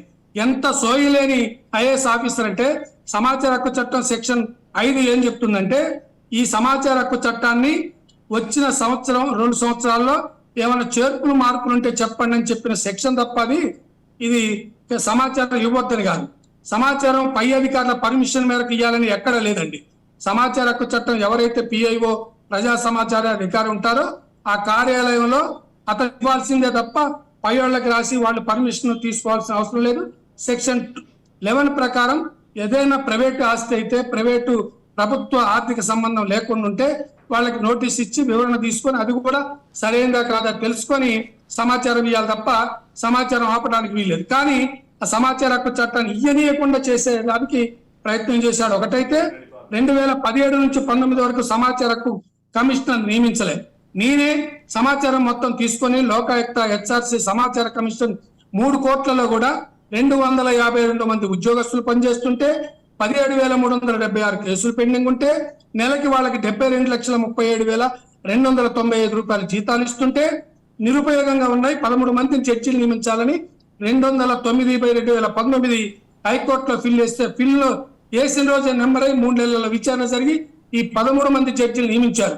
కానీ ఆ సమాచార హక్కు చట్టం ద్వారా కమిషనర్లని వాళ్ళనే నియమించుకున్నారు. అందులో శంకర్ నాయక్ అని మైపాద్ అతన్ని నియమిస్తే అతను RTI కమిషనర్ గా ఉండి ప్రైవేటు భూములు కూడా తన పేరుతోటి సింగరేణి మండలంలో అదే కమ్యూనిటీ చెందిన వాళ్ళ భూముల్ని కూడా తప్పుడు పద్ధతుల్లో రిజిస్ట్రేషన్ చేయించుకున్నారు. మా దగ్గరకు వచ్చింది. ఇప్పుడు సమాచార కమిషన్ 10 పోస్టులు ఖాళీగానే ఉన్నాయి. మొన్న 100 రోజుల సందర్భంగా రేవంత్ రెడ్డి గారు మీడియాలో మాట్లాడుతూ ప్రెస్ మీట్ లో సమాచార అవినీతిని బయటికి తీయడానికి మీరు ఏం చేస్తున్నారని అడిగినప్పుడు ఈ 10 మంది కమిషనర్లు నియమిస్తానని చెప్పి ఎన్నికల తర్వాత చేస్తానని మాట ఇచ్చారు. అది కనుక చేస్తే బాగుంటుందండి. వెంకట గారు, ఇంకొకటి అండి, ప్రభుత్వం అంటే ప్రజలు, కానీ 10 ఏళ్ల కేసీఆర్ పాలనలో అయితే అధికారులు ఈజీ క్వాలిటీ కుటుంబం అన్నట్లుగా అయితే సాగిందని కాంగ్రెస్ సర్కార్ అయితే వాస్తవాలు బయటపెట్టడం జరుగుతుంది. మరి ఇప్పటికైనా బాధ్యులు కొంతమంది అధికారులు జైలు ఊచలు లెక్క పెడుతున్నారు. మరి ధరణిలో భారీగా సాగిన అక్రమాల్లో కూడా అధికారులు నేతల ప్రమేయం ఉందని భావించవచ్చు అంటారా మనం? ఉంది. ఖచ్చితంగా అధికారులు ఎట్లా పనిచేశారంటే, మనం ఈ TRS నాయకులు చెప్పిన మాట వినకపోతే మనకి డబ్బులు రావు, వచ్చేటప్పుడు చేతి కట్టలు వస్తున్నాయి రావు, పైగా మనం ట్రాన్స్ఫర్ అవుతాం, శిక్షలు పడతాం, మనం పనిష్మెంట్ గురి అవుతామని చెప్పి వాళ్ళు ప్రభుత్వ ఈ టిఆర్ఎస్ నాయకులు ప్రజాప్రతినిధులు ఏది చెప్తే అది చేశారు. టిఆర్ఎస్ నాయకులు ఏమనుకున్నారంటే మేమే అధికారుల అజమాయిషీ చేసేది, ఎక్కడ లోకల్ వాళ్ళు అక్కడ చెప్తే తప్ప వాళ్ళు వినాల్సిందే అనే పరిస్థితి నెట్టబడ్డారు. అందులో భాగంగానే రంగారెడ్డి జిల్లాలో అబ్దుల్లాపేట్ తహసీల్దార్ విజయారెడ్డి బలైంది అక్కడే. ఉదాహరణ, అక్కడ ఆమె అక్కడికి వచ్చేంత వరకు నేను అక్కడ అబ్దుల్లాపేట్ లో మా మిత్రుడు జక్కిడి ముత్యంరెడ్డి నేను ఇద్దరం కలిసి సర్వే చేస్తే ఆమె నిజాయితీగా అక్కడికి వచ్చింది. వచ్చిన తర్వాత అక్కడ ఉన్న అధికార పార్టీ వాళ్ళు ఎమ్మెల్యే ఎంపీలు ఒత్తిడి తీసుకొచ్చి ఇది నీకు ఎన్ని డబ్బులు కావాలో తీసుకో, కానీ చేయాల్సిందే, లేదంటే మేము ఇక్కడికి ఛాన్సెస్ చేపిస్తాం, లేకపోతే మేమే ఆరోపణ చేసి సస్పెండ్ చేపిస్తాం అంటే ఆమె భర్త అక్కడ అబ్దుల్లాపేట్ లో ఒక జూనియర్ కాలేజీ ఉంది, అక్కడ నుంచి మొత్తం ఆపరేట్ చేసి రోజుకి కొన్ని కోట్ల రూపాయలు వాళ్ళు లంచం తీసుకొని పనిచేశారు. చివరికి ఆమె పేద రైతులను పట్టించుకోకపోతే ప్రభుత్వ భూములన్నింటి పెద్దోళ్ళకి చేస్తుంటే వీళ్ళకి సమయం కూడా ఇవ్వకపోతే తట్టుకోలేని ఒక అమాయక రైతు తను పెట్రోల్ పోసుకున్నాడు, ఆమె మీద పోసాడు, ఆయన చనిపోయాడు, ఇద్దరు చనిపోయారు, మొత్తం 4-5 చనిపోయారు. ఆ సంఘటన మీరు మళ్ళీ వెనక్కి తిరిగి పరిశీలిస్తే ఎక్కడ కూడా ఆ తహసీల్దార్ మీద అయ్యో పాపం అన్న సందర్భం ఎక్కడా లేదండి. అదే ఉదాహరణ అవినీతికి కారణం. ఇంకోటి, నాగరాజు అనే తహసీల్దార్ 1,10 లక్షలు ఒక్క సెటిల్మెంట్ లోనే తీసుకుంటూ దొరికి జైల్లో కుక్క సాగు చచ్చాడు. అట్లాగే షేక్పేట తహసీల్దార్ సర్వే నెంబరు అది షేక్పేట రెవెన్యూలో బంజారా హిల్స్ లో ఉంటుంది, కంగార్ కిడ్స్ స్కూల్ దగ్గర. అక్కడ సర్వే నెంబర్ 143లో 13 ఎకరాలు పాస్ పుస్తకం చేస్తూ అందులో ఒప్పుకొని ఎకరం 13 గుంటల పాస్ పుస్తకం ఇస్తూ 30 లక్షలు తీసుకుంటూ దొరికితే ఆమె జైల్లో పెడితే పరువుకి ఆమె భర్త ప్రభుత్వ ఉద్యోగి ఉండి బిల్డింగ్ మీద దూకి చనిపోయాడు. ఆమె కొనారిల్లి ఆమె కూడా చనిపోయింది. అట్లాగే చాలా మంది తహసీల్దార్లు అవినీతి పరులయ్యారు. మీరు ఈ మధ్య కూడా చూస్తే వాళ్ళ ఇంట్లో లెక్క పెట్టలేనండి కట్టలు వీరు వాళ్ళ దొరుకుతున్నాయి. కారణం ఏంటంటే ఇదే కారణం. ఇదేమో వీళ్ళు దొరుకుతున్నారు కానీ అధికార పార్టీ వాళ్ళు దొరకలేదు. ఇది కథ. కాబట్టి టిఆర్ఎస్ నాయకులు, అధికారులు, ప్రభుత్వం కలిసి చేసిన భూమాయ, ఆ భూమాయని సమగ్రంగా ప్రక్షాళన చేయాలంటే తూతూ మంత్రంగా చేస్తే ఉపయోగం లేకపోగా ఆ దొంగలు పోయి ఈ దొంగలు వచ్చారనే పేరు వస్తుంది. కాబట్టి మంచి చేయదలుచుకుంటే 4 కాలాల పాటు మంచి పేరు ఉండాలంటే రేవంత్ రెడ్డి ప్రభుత్వం ప్రజల్లో శబాస్ అనిపించుకోవాలనుకుంటే మీడియా సూచనలు, సలహాలు, స్వచ్ఛంద సంస్థల సలహాలు, అఖిలపక్ష సమావేశం వాళ్ళ సలహాలు తీసుకొని ఇచ్చిన సలహాలను కూడా మళ్ళీ ప్రజెంట్ చేసి చేర్పులు మప్పులు చేసి ఎవరైనా కూడా ఏకవాక్య లేదంటే ఒకే 4-5 లైన్లలో మాకు సూచనలు సలహాలు సంబంధిత తహసీల్దార్, ఆర్డీఓ, కలెక్టర్లకు ఇవ్వండి అని వాటిని కూడా ఆన్లైన్ లో ప్రభుత్వ డొమైన్ లో పెట్టి చర్చ చేస్తే సమగ్రంగా ఒక ప్రణాళిక వస్తుంది. దాని ప్రకారం చేస్తే భూముల శాశ్వత పరిష్కారం అయింది.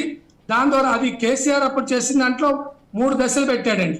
ఒకటి ఫస్ట్ క్లియర్గా ఉండేవి, తర్వాత అన్నదమ్ముల మధ్య తాగాదు ఉండేవి, కోర్టు క్లియరెన్స్, ఇవన్నీ కూడా సమగ్రంగా చేయాలని చెప్పి అధికారులను 10 రోజుల పాటు గ్రామాల్లో ఉంచి అక్కడే తిని అక్కడే ఉండమని టెంట్లు, టీఏడిఏలు ఇస్తే ఏవి చేయకపోగా భూస్వాములకి ప్రభుత్వ డొంకలు, వంకలు, రాళ్లు, రప్పలు, గుట్టలు మొత్తం గ్రానైట్ వాళ్ళకు కూడా హైవే రోడ్లకు కూడా రైతు బంధు ఇచ్చారంటే ఇంతకంటే దారుణం ఏం లేదమ్మా.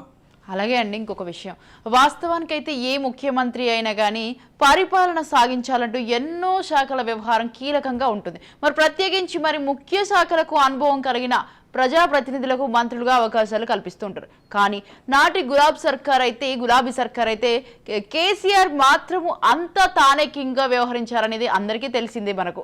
మరి రాష్ట్ర ఖజానాకైతే కాసులు కురిపించే రెవెన్యూ శాఖను తన వద్ద ఉంచుకొని అక్రమాలకు తెరలేపారనే అయితే ఆరోపణలను ఎంతవరకు మనం నిజం అనుకుందామంటారు? ఇది మంచి మాట గుర్తు చేశారమ్మా, మీరు మర్చిపోయింది, మీరు మంచి గుర్తు చేశారు. ఏదైతే కీలక శాఖ రెవెన్యూ శాఖ ఉందో అతని చేతిలోనే ఉంచుకొని ఇది కావాలనే చేసిన తతంగం తప్ప ఇంకోటి కాదు. కానీ దీనికి ప్రజల్లో వ్యతిరేకత వస్తుంది కాబట్టి రాజకీయ జిత్తుల మారి కాబట్టి కేసీఆర్ ఏం చేశాడు, అసెంబ్లీలో ఒక ముఖ్యమంత్రి తన ప్రభుత్వ యంత్రాంగాన్ని చెప్పుతో కొట్టండి, వీళ్ళు దుర్మార్గులు అని అనే మాట నాకు తెలిసి రాజ్యాంగ విరుద్ధం కూడా అనుకుంటున్నాను. ఏదేమైనా ప్రజల యొక్క అసంతృప్తిని, ద్వేషాన్ని, ఆగ్రహాన్ని దృష్టి మళ్లించడానికి చేసి వాళ్ళ వ్యవస్థని తీసేసిన దాంట్లో కూడా 2 ప్రయోజనాలు ఉన్నాయమ్మా. ఏంటి? ఆ విఆర్ఓలు విఆర్ఏలు ఉంటే ఆ గ్రామంలో విఆర్ఏకి మొత్తం భూములు తెలిస్తే వాళ్ళకి ట్రాన్స్ఫర్స్ ఉండవు. షేక్ సింధులు అంటారు గతంలో, మధుక్కూర్ అనేవాళ్ళు. అది వాళ్ళని తర్వాత లేకుండా చేశాడు. అంటే భూముల గురించి అడిగితే ఎవరు చెప్పరు. విఆర్ఓ ఆ ఊళ్ళో ఉన్న మొత్తం పహానీలు వాళ్ళ చేతిలో ఉంటాయి.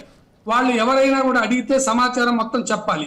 కానీ ఆ పహానీలు ఇచ్చేవాళ్ళు, భూముల గురించి చెప్పేవాళ్ళు లేకపోతే ఇక అడిగే వాళ్ళు ఉన్నా కూడా ఉపయోగం లేదు. కాబట్టి ఒక ప్లాన్ ప్రకారం మాత్రమే ఆ శాఖని తన దగ్గర ఉంచుకొని తానే దీన్ని పకడ్బందీగా చేసి ఆ అక్రమార్కుల భూములు సంపాదించుకునే వాళ్ళందరినీ కూడా గుప్పిట్లో పెట్టుకొని తన ప్రభుత్వం పకడ్బందీగా నడిపించి దుర్మార్గంగా, నిరంకుశత్వంగా వ్యవహరించడానికి జరిగింది.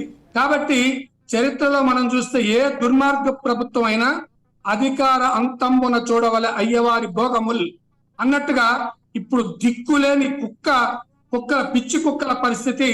అందుకని అంత దుర్మార్గంగా చేశారు కాబట్టి ఇప్పుడు అది పట్టిందమ్మా. Okay, right. Thank you so much sir. Thank you so much.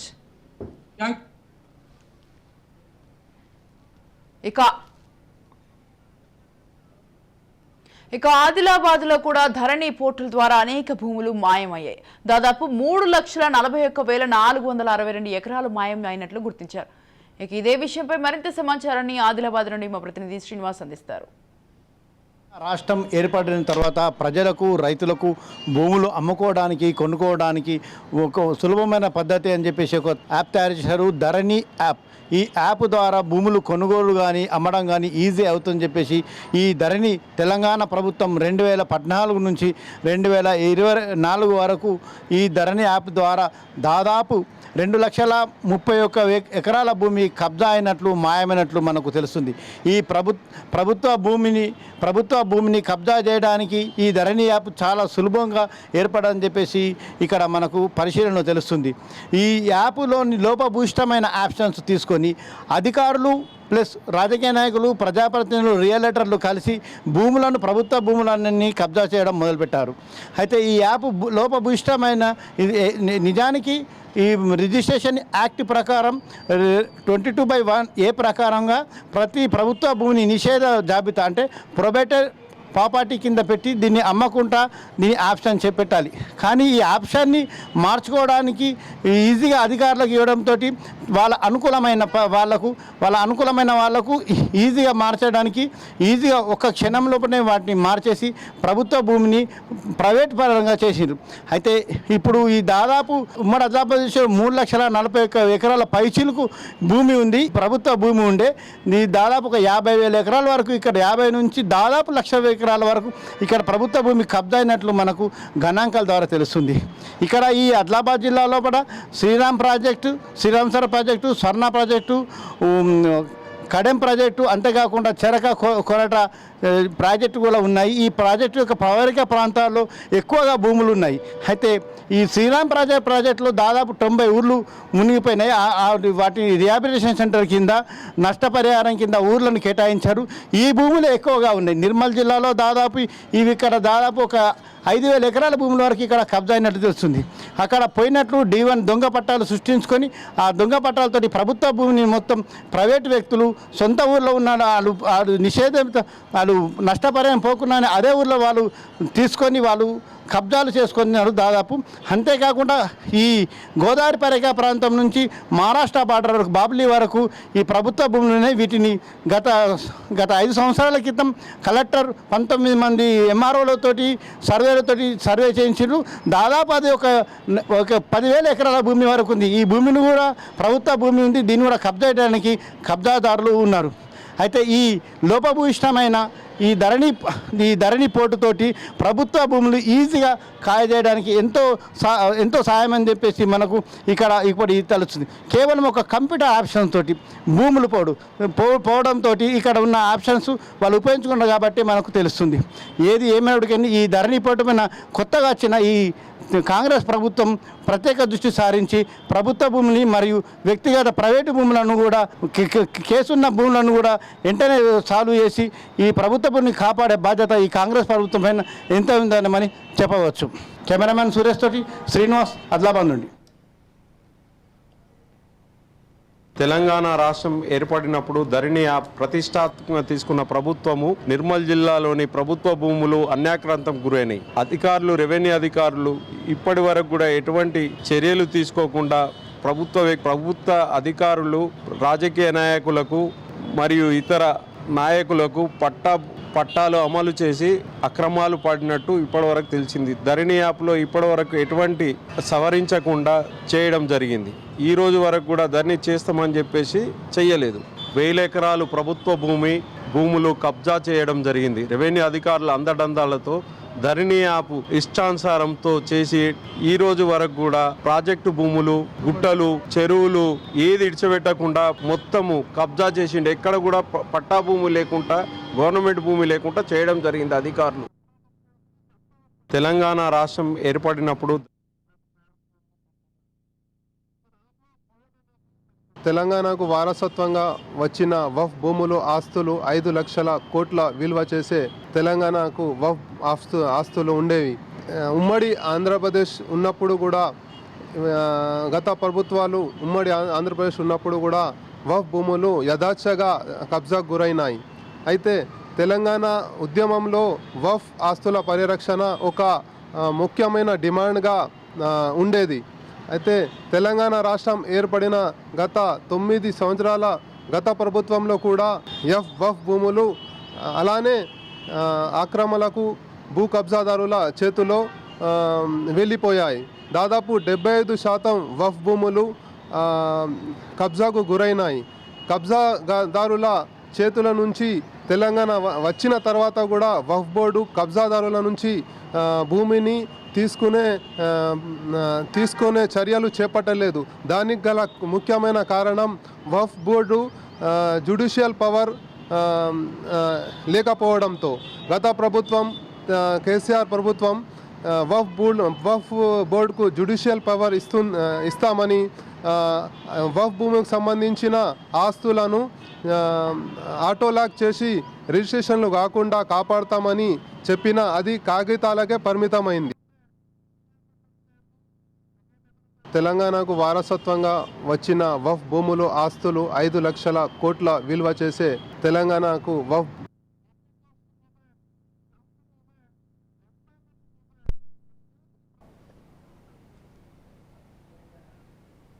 అలాగే ఖమ్మం జిల్లాలో 181,591 ఎకరాల భూమిని మింగేశారు. ఇక దీనిపై మరింత సమాచారం మా ప్రతినిధి ఉపేందర్ అందిస్తారు. పడిన తర్వాత ప్రభుత్వ అంటే పారిశ్రామిక విధానాన్ని ఏర్పాటు చేయడం కోసం అయితే ప్రభుత్వం ప్రత్యేకంగా దృష్టి సారించింది. ఈ నేపథ్యంలోనే పారిశ్రామిక వాడలు నెలకొల్పేందుకు ప్రత్యేకంగా దృష్టి సారించింది. జిల్లా వ్యాప్తంగా అటు రాష్ట్ర వ్యాప్తంగా ఉన్నటువంటి ప్రభుత్వ భూములను లెక్కలు అయితే తెప్పించుకున్న పరిస్థితి కనిపిస్తుంది. ఆ నేపథ్యంలో ఉమ్మడి ఖమ్మం జిల్లాకు సంబంధించి 1,81,591 ఎకరాలు ప్రభుత్వ భూమి ఉన్నట్లయితే అప్పుడు ప్రభుత్వానికి అందించిన పరిస్థితి కనిపిస్తుంది. ఆ నేపథ్యంలో ఇటీవల ఏదైతే మళ్ళీ అదే లెక్కలు తీసిన పరిస్థితుల్లో దాదాపుగా 29,566 ఎకరాలు అన్యాక్రాంతమైనట్టయితే గుర్తించినట్టయితే తెలుస్తుంది. ఈ నేపథ్యంలో ఇటీవల ఏదైతే ఇప్పుడు ఏర్పడినటువంటి కాంగ్రెస్ ప్రభుత్వం ప్రత్యేకంగా దృష్టి సారించింది. దానికి సంబంధించి శ్వేతపత్రం విడుదల చేయడం కోసం అయితే ప్రత్యేకంగా దృష్టి సారించి చర్యలు కూడా చేపడుతున్న పరిస్థితి కనిపిస్తుంది. ఆ నేపథ్యంలోనే జిల్లా వ్యాప్తంగా దాదాపుగా 29,566 ఎకరాలు అయితే దాదాపు అయితే వివిధ రాజకీయ నాయకులు తమ పేర్లను అంటే గల్లంతైన పరిస్థితి కనిపిస్తుంది. ప్రభుత్వ భూమి మొత్తం కూడా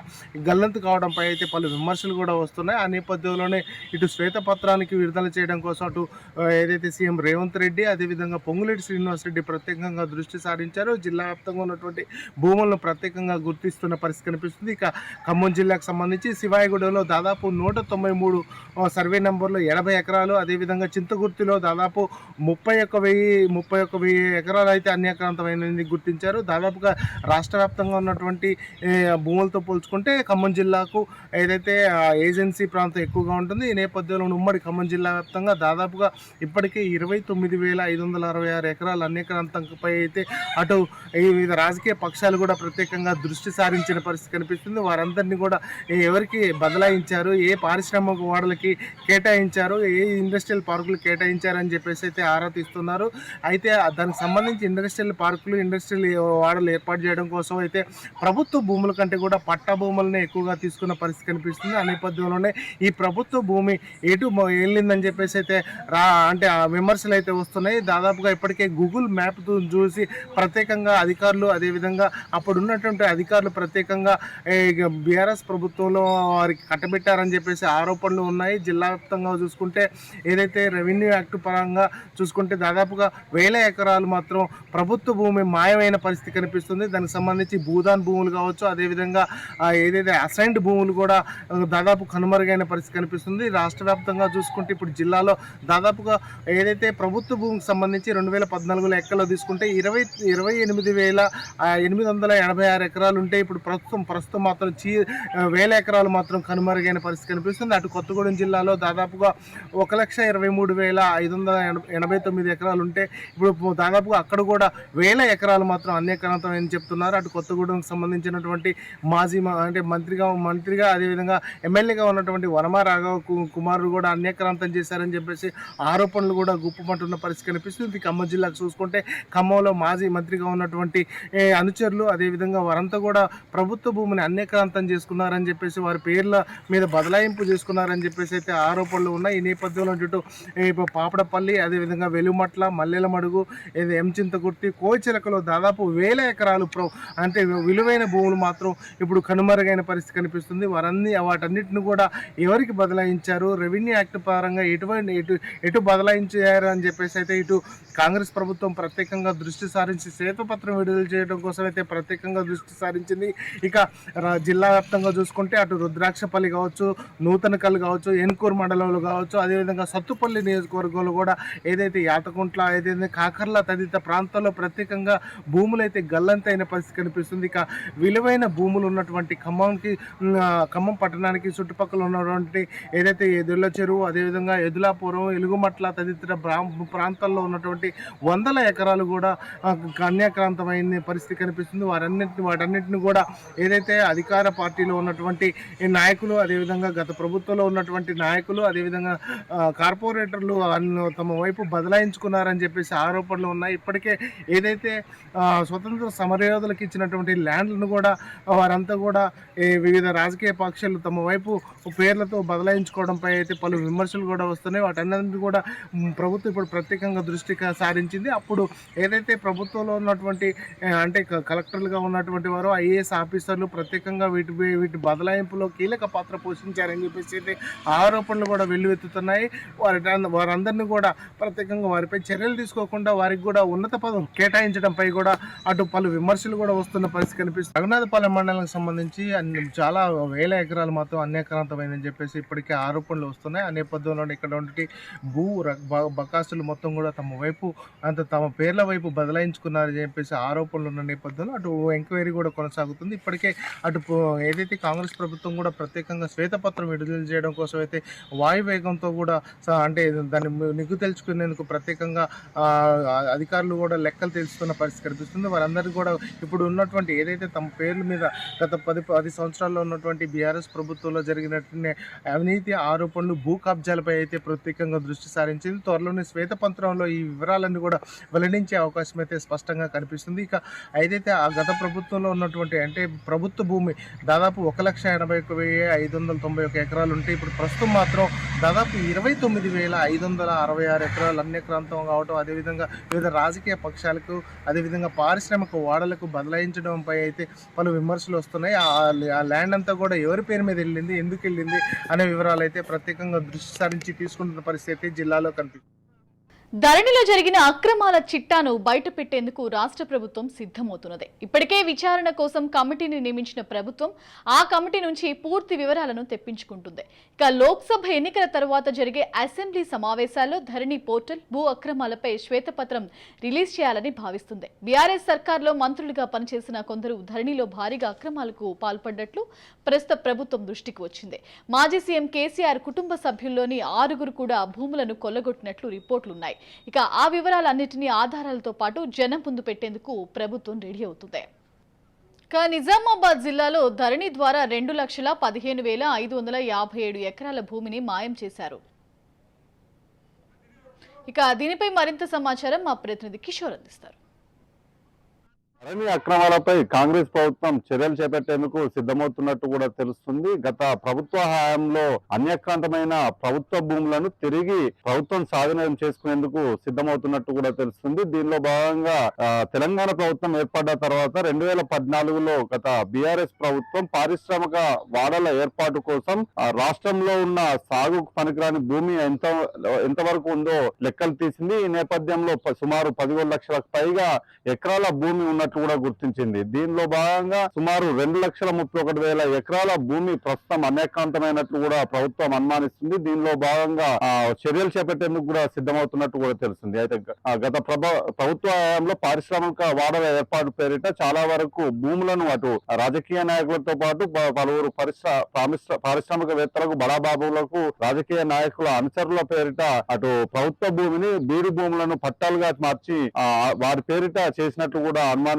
దీనిలో భాగంగా అటు ఎన్ఓసీల పేరిట ప్రభుత్వ భూములను పట్టా భూములుగా మార్చినట్టు కూడా అనుమానిస్తున్నట్టు కూడా తెలుస్తుంది. రాష్ట్ర వ్యాప్తంగా కూడా చూసినట్లయితే సుమారు 17 లక్షల ఎకరాలలో సుమారు 2,31,000 ఎకరాలు కూడా అన్యాక్రాంతమైనట్టు కూడా తెలుస్తుంది. దీనిలో భాగంగా ముఖ్యంగా నిజామాబాద్ జిల్లాలో 2014లో 2,15,000 ఎకరాల భూమి అటు ప్రభుత్వం సంబంధించిన సాగు పనికిరాని భూమిగా గుర్తించారు. ప్రస్తుతం ఎంతవరకు ఈ 2,31,000 ఎకరాల్లో ఎంతవరకు కూడా భూమి ఇతరుల పేర మారిందో అనే దానిపై లెక్కలు కూడా తీస్తున్నట్లు కూడా తెలుస్తుంది. చాలా వరకు భూములను అటు ప్రభుత్వం సంబంధించిన భూములను సాగు పనికిరాని భూములుగా మార్చి పట్టాలు చేసినట్లు కూడా తెలుస్తుంది. 2020లో ధరణి ఏర్పాటు చేసిన సమయంలోనే ఈ చాలా వరకు కూడా ప్రభుత్వ భూమి పట్టా భూమిగా మార్చినట్టు కూడా తెలుస్తుంది. దీనిపై సమగ్ర విచారణ చేయాలని కూడా అటు రెవెన్యూ సంఘ నాయకులు కూడా చెబుతూ వస్తున్నారు. దీనిలో భాగంగా అటు జీవో నెంబర్ 59 పేరిట ఉన్న భూములను అదే నామమాత్ర భూములను తక్కువ రేటుకే ఇచ్చినట్టు కూడా ఆరోపణలు వినిపిస్తున్నాయి. అంతేకాకుండా జీవో నెంబర్ 571 పేరిట దీని మీద సమీక్ష నిర్వహించాలని కూడా చెప్పడం జరుగుతుంది. అంతేకాకుండా రెవెన్యూ యాక్ట్ పేరిట అన్యాక్రాంతమైన భూమిని తిరిగి స్వాధీనం చేసుకోవాలని కూడా అటు రెవెన్యూ సంఘం ఉద్యోగులు కోరుతున్న పరిస్థితి మాత్రం కనిపిస్తుంది. ముఖ్యంగా రాష్ట్ర వ్యాప్తంగా కూడా 17 లక్షల ఎకరాల్లో సుమారు 2,31,000 ఎకరాలు కూడా ప్రస్తుతం ఎవరి ఆధీనంలో కూడా లేనట్టు కూడా తెలుస్తుంది. చాలా వరకు కూడా పట్ట భూములుగా మార్చి ఇతరులకు అప్పచెప్పినట్టు కూడా అనుమానిస్తున్నారు. అటు నిజామాబాద్ జిల్లాలో కూడా చాలా వరకు 100,000 ఎకరాల భూమి కూడా ప్రభుత్వ భూములను పట్ట భూములుగా మార్చినట్టు కూడా తెలుస్తుంది. అయితే ఇప్పటి వరకు చేసిన లెక్క మాత్రం సాగు పనికిరాని భూములనే చెప్తున్నారు. అలాగే సాగుకు పనికొచ్చే భూమి ఎంతవరకు అన్యాక్రాంతమైన దానిపై ఇప్పటి వరకు లెక్క తేలలేదనే చెప్తున్నారు. దీనిలో భాగంగా ధరణి ఏర్పాటు సమయంలో మారిన లెక్కలన్నీ కూడా సమగ్ర దర్యాప్తు కూడా అటు కాంగ్రెస్ ప్రభుత్వం ఆదేశించినట్లు కూడా తెలుస్తుంది. దీనిపై త్వరలో శ్వేతపత్రం ద్వారా ప్రభుత్వ భూములు ఎంతవరకు అన్యాక్రాంతమైనాయనే దానిపై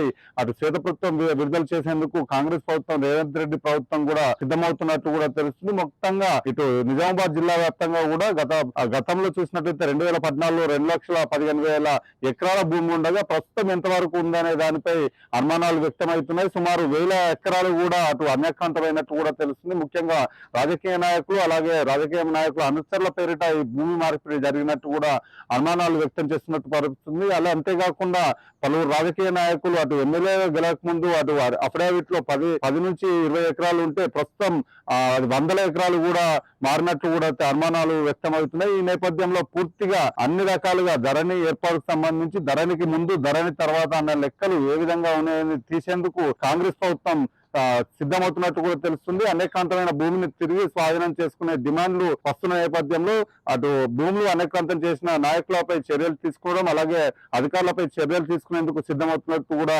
తెలుస్తుంది. Vote studio.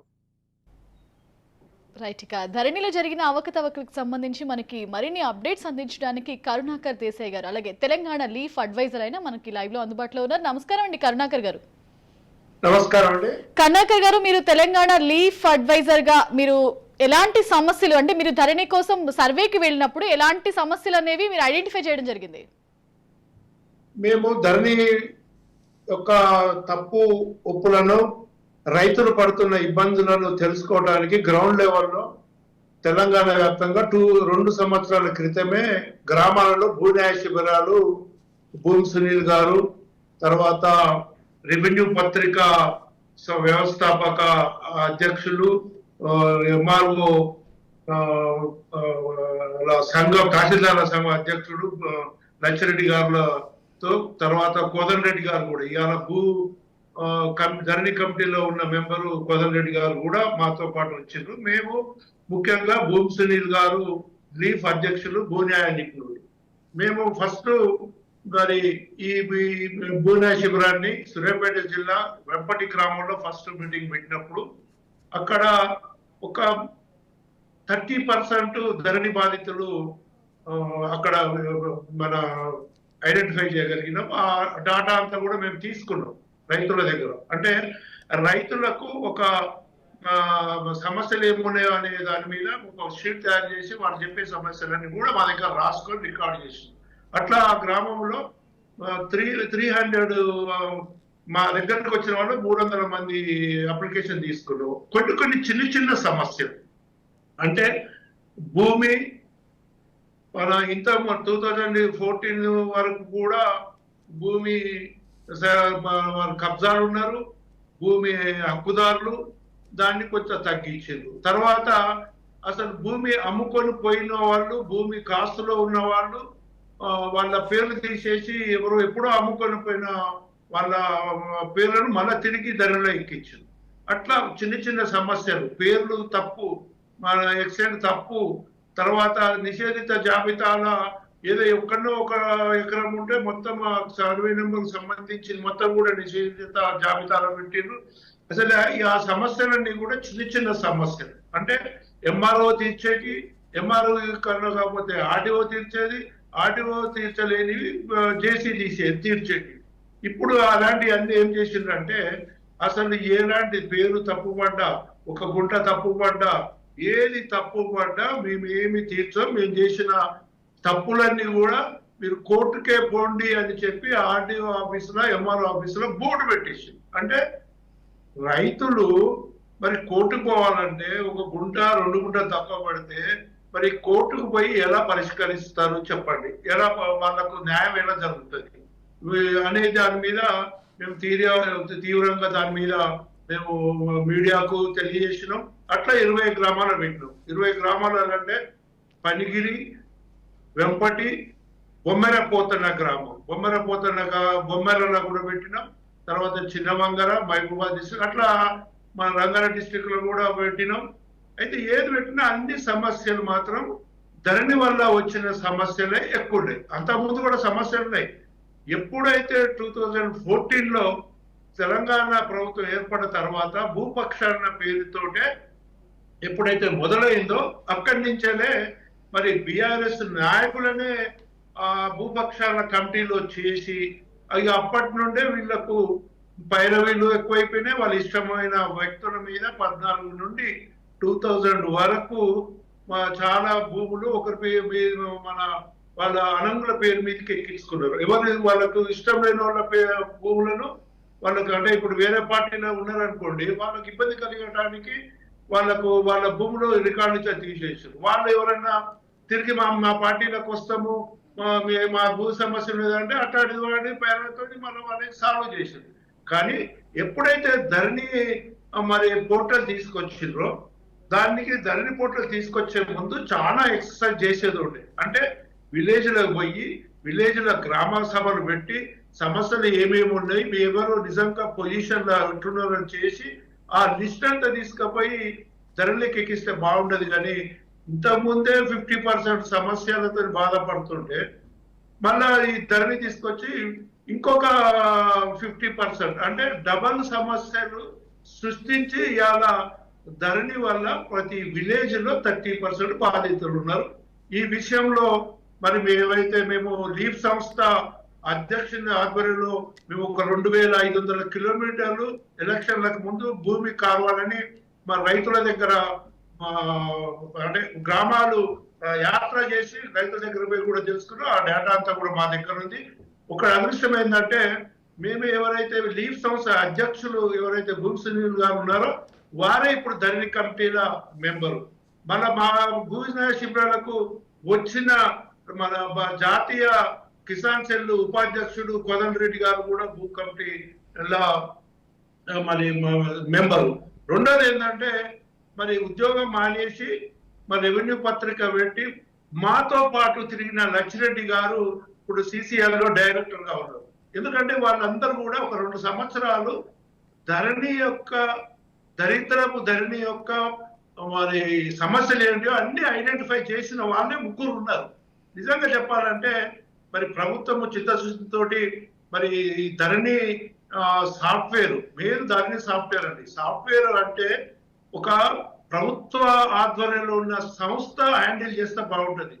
ఒక దివాలా తీసిన కంపెనీకి ఒక ప్రైవేటు వాళ్ళ చేతుల్లో ధరణి సాఫ్ట్వేర్ పెడితే రాత్రికి రాత్రి అంటే ఒక చిన్న ఎగ్జాంపుల్ చెప్తున్నా, ఒక బ్యాంకుల మనం ఒక 10,000 రూపాయలు దాంట్లో దాచుకుంటే ఎవరికన్నా ఇస్తే బ్యాంకులో పోయి నా పైసలు ఏంది కట్టేది అంటే ఏ టైంలో ఎవరు తీసుకున్నారు ఎవరికి ఇచ్చింది అనేది రికార్డు ఉంటుంది. ధరణిలా రాత్రికి రాత్రి ప్రభుత్వ భూములు పట్టా భూములుగా మారినాయి. మీకు వేరే వాళ్ళ భూములు ఇది. మీకు ఒక చిన్న ఎగ్జాంపుల్ చెప్తాం. ఇది ఒక NRIకి ఔటర్ రింగ్ రోడ్ పక్కకు 11 ఎకరాల భూమి ఉన్నదండి. రోజు పొద్దున్న లేవగానే ఫస్ట్ ఆయనే వెబ్సైట్ ఓపెన్ చేసి నా పేరు మీద ఉందా లేదని రోజు చూసుకుంటాడు పాపం. ఎందుకంటే ఖరీదైన భూమి కాబట్టి. ఒకరోజు టక్కున చూసే వరకు అది ఒక రియల్ ఎస్టేట్ కంపెనీ పేరు మీదకి మారిపోయింది. మారిపోతే అక్కడి నుంచి లబోదీపం అనుకుంటే ఇక్కడికి వచ్చి ఆఫీస్కి పోయి ఏందండి నాది నా పేరు మీద ఉంది, ధరణి బుక్ ఉంది, ఆ పేరు మీదకి ఎట్లా మారింది అని అడిగితే ఏమన్నా తెలుసా అండి, అది ఎట్లా మారిందో మాకు తెలియదు, ఎవరు చేసినారో మాకు తెలియదు. మరి ఎట్లా అంటే ఇప్పుడు ఎవరి పేరు మీద అయితే మారిందో మన వాళ్ళతో రిజిస్టర్ చేసుకోండి. ఇదేమన్నా పద్ధత, ఇదేమన్నా జవాబా అంటే ధరణి అనేది ఒకటి గుర్తుపెట్టుకోండి. BRS ప్రభుత్వం ఇప్పుడు చేసిన అన్ని కుంభకోణాల కంటే, కాళేశ్వరం కుంభకోణం కంటే ఇది 100 ఇంతల పెద్ద కుంభకోణం. కరుణాకర్ అంటే ధరణి అనేది ఒక స్కీమ్ గా స్టార్ట్ అయ్యి ఒక స్కామ్ లాగా అయిపోయింది. ఇక మీరు స్వయంగా సర్వే చేసినప్పుడు స్వయంగా చూసిన సమస్యలు ఏంటి, మీరు విన్నవి అలాంటివి ఏం చెప్పగలరు? మేము ముఖ్యంగా పట్టణ ప్రాంతాలంటే ఓన్లీ రంగారెడ్డి డిస్టిక్ లో ఒక 3 విలేజ్లు చేసినాం. ఇక్కడ ఎట్లా అంటే ఒక గుంట తక్కువ పడ్డదని, 2 గుంటలు తక్కువ పడ్డదని, మా ఏదో ఒక్కటి నిషేధిత జాబితాలు ఉంటే ఆ నిషేధిత జాబితాలు పడ్డదని, వక్ భూములలో ఇప్పటి నుంచో ఉంటే వక్ అని దేవాదాయ భూములని వాళ్ళకి ఇష్టం ఉన్నట్టు దాన్ని చేసేసారు. ఇక్కడ ఏంటంటే ముఖ్యంగా ఇప్పుడు హైదరాబాద్ చుట్టుపట్టు, రంగారెడ్డి జిల్లా చుట్టుపట్ల 1,00,000 ఎకరాలు ధరణిలో రికార్డు లేదు, కానీ అది కేసీఆర్ కుటుంబం చేతుల్లో మా భూమి మాయమై ఉంది. అది ఎక్కడుంది ఏంది అంటే ఇప్పుడు వాళ్ళు ఎట్లా చేస్తారంటే గవర్నమెంట్ భూమిని అంతా రికార్డులకి తీసేసి, అంటే ఇప్పుడు పాత రికార్డులు ఏం లేవు, అన్ని మాయం చేసిర్రా ఏమైందో తెలియదు, కానీ తీసి అనే వాళ్ళకి ఎవరైనా ఇష్టం ఉన్న వాళ్ళకు ఉంటే ఒక 10 ఎకరాలు రాత్రికి రాత్రి వాళ్ళ మీద పట్టాలు చేసేస్తారు. వాళ్ళకు నిషేధం ఏం లేదు. రాత్రి పాస్వర్డ్లు ప్రగతి భవన్లో ఉంటాయి, ప్రైవేట్ వాళ్ళదే కదండి. గవర్నమెంట్కి ఎక్కడుంది? గవర్నమెంట్ సంస్థలు అయితే జవాబుదారీతనం ఉంటుంది. ఒక ప్రైవేట్ సాఫ్ట్వేర్ వాడు 10 మందికి కూడా మన పాస్వర్డ్ ఇవ్వచ్చు. వాళ్ళు ఇష్టమైనట్టు అటు మార్చిండ్రు. ఏదేమైనా ధరణి మీద మాత్రం పూర్తి పక్షాన జరగవలసిందే. ధరణి సాఫ్ట్వేర్ ను ప్రభుత్వానికి సంబంధించిన సంస్థకు అప్పగించాలి. గ్రామీణ లెవెల్లో గ్రామాలకు పోయి గ్రామ సభలు పెట్టి ఫీల్డ్ ఇన్స్పెక్షన్ చేసి సమస్యలు ఉన్న వాటిని ఫీల్డ్ ఇన్స్పెక్షన్ చేసి ఇతను ఈ భూమి మీద ఎప్పటి నుండి ఉంటాడు, ఈయన కొనుక్కున్న భూమి నిజమేనా కాదని ఊర్లో పోతే సమస్య తెలుస్తుంది. తర్వాత ఇది ఏదైనా కూడా సమగ్ర సర్వే చేయాలి సార్, చేయాల. కరుణాకర్ అంటే ఇప్పుడు ఈ ధరణి సమస్య ఎలా వచ్చిందంటారు? అసలు ఇప్పుడు ప్రభుత్వ సమస్య ఇది అంటే ధరణిలో జరిగే అవకతవకల్ని ప్రభుత్వం కంప్లీట్ గా ఒక గత ప్రభుత్వం తప్పనే అనుకోవాలా, లేకపోతే లేదంటే ధరణి తీసుకొచ్చిన స్కీమ్ లో ఉండే తప్పలేమని అనుకోవాలా? అసలు సమస్య ఎక్కడుంది? ధరణి అనేది ఇచ్చినప్పుడు ఒక పెద్ద మంచిది, ఒక ఉదయం పోతే సాయంత్రం వరకు బుక్ వస్తుంది, అది ఒకటి బాగానే ఉంది. కానీ ధరణిలో సమస్యలు పరిష్కరించకుండా, అంతకుముందున్న సమస్యలు పరిష్కరించకుండా ఏదైతే భూపక్షాల పేరుతో జరిగిన తప్పులను చెత్తను అంతా ధరణిలో పెట్టేసిండ్రు. ఆ చెత్త తీసుకుపోయి చెత్త కంప్యూటర్ ఎక్కిస్తే చెత్తే చూపిస్తుంది కదండి. కాబట్టి మళ్ళీ ఇప్పుడు అది కడగాలంటే ధరణి సాఫ్ట్వేర్ అసలు పనికిరాని సాఫ్ట్వేర్. ఫస్ట్ సాఫ్ట్వేర్ తయారు చేసుకోవాలా, ఈ ప్రతి గ్రామానికి పోవాలి, అక్కడ నిజంగా ఎవరైతే భూ సమస్యలు ఉన్నాయో నిజమైన రైతులు ఎవరైతే ఉన్నారో అది కడగాలి. ఆ కడిగిన మన రికార్డులు తీసుకొచ్చి భూమాత సాఫ్ట్వేర్ లో పడేసేస్తేనే అప్పుడు సమస్యలు తీరుతాయి. ముందుగా అయితే అర్బన్ ఏరియాలో అయితే చాలా ప్రాబ్లం ఉన్నాయి, కానీ అర్బన్ ఏరియాలు చేసేది తర్వాత చేయొచ్చు. కానీ ముందుగా అయితే గ్రామీణ రూరల్ ప్రాంతంలో రైతులు ఇబ్బంది పడుతున్నారు. అది తక్షణ యుద్ధ ప్రాతిపదికన చేయాలి. అది చేద్దామని ఆల్రెడీ అనుకున్నారు, మొదలు పెట్టినాం. మేము లీఫ్ సంస్థ ఇక్కడ యాచారం మండలంలో 21 గ్రామాలను దత్తత తీసుకొని మొత్తము సమస్యలు 2500 సమస్యలను యాచారం గ్రామంలో గుర్తించినాం.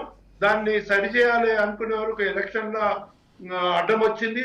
తర్వాత ఈ స్పెషల్ డ్రైవ్ కూడా ఒక 1 వీక్ అన్నారు, మళ్ళా 7 రోజులు పొడిగించను. దాంట్లో కూడా మరి కొంచెం మన ఎలక్షన్ వచ్చినాయి కాబట్టి దాన్ని ఆఫ్ చేసిన, కానీ మొత్తానికి అయితే ఆఫ్టర్ ఎలక్షన్ ధరణి మీద అయితే ప్రభుత్వం సీరియస్ ఉంది.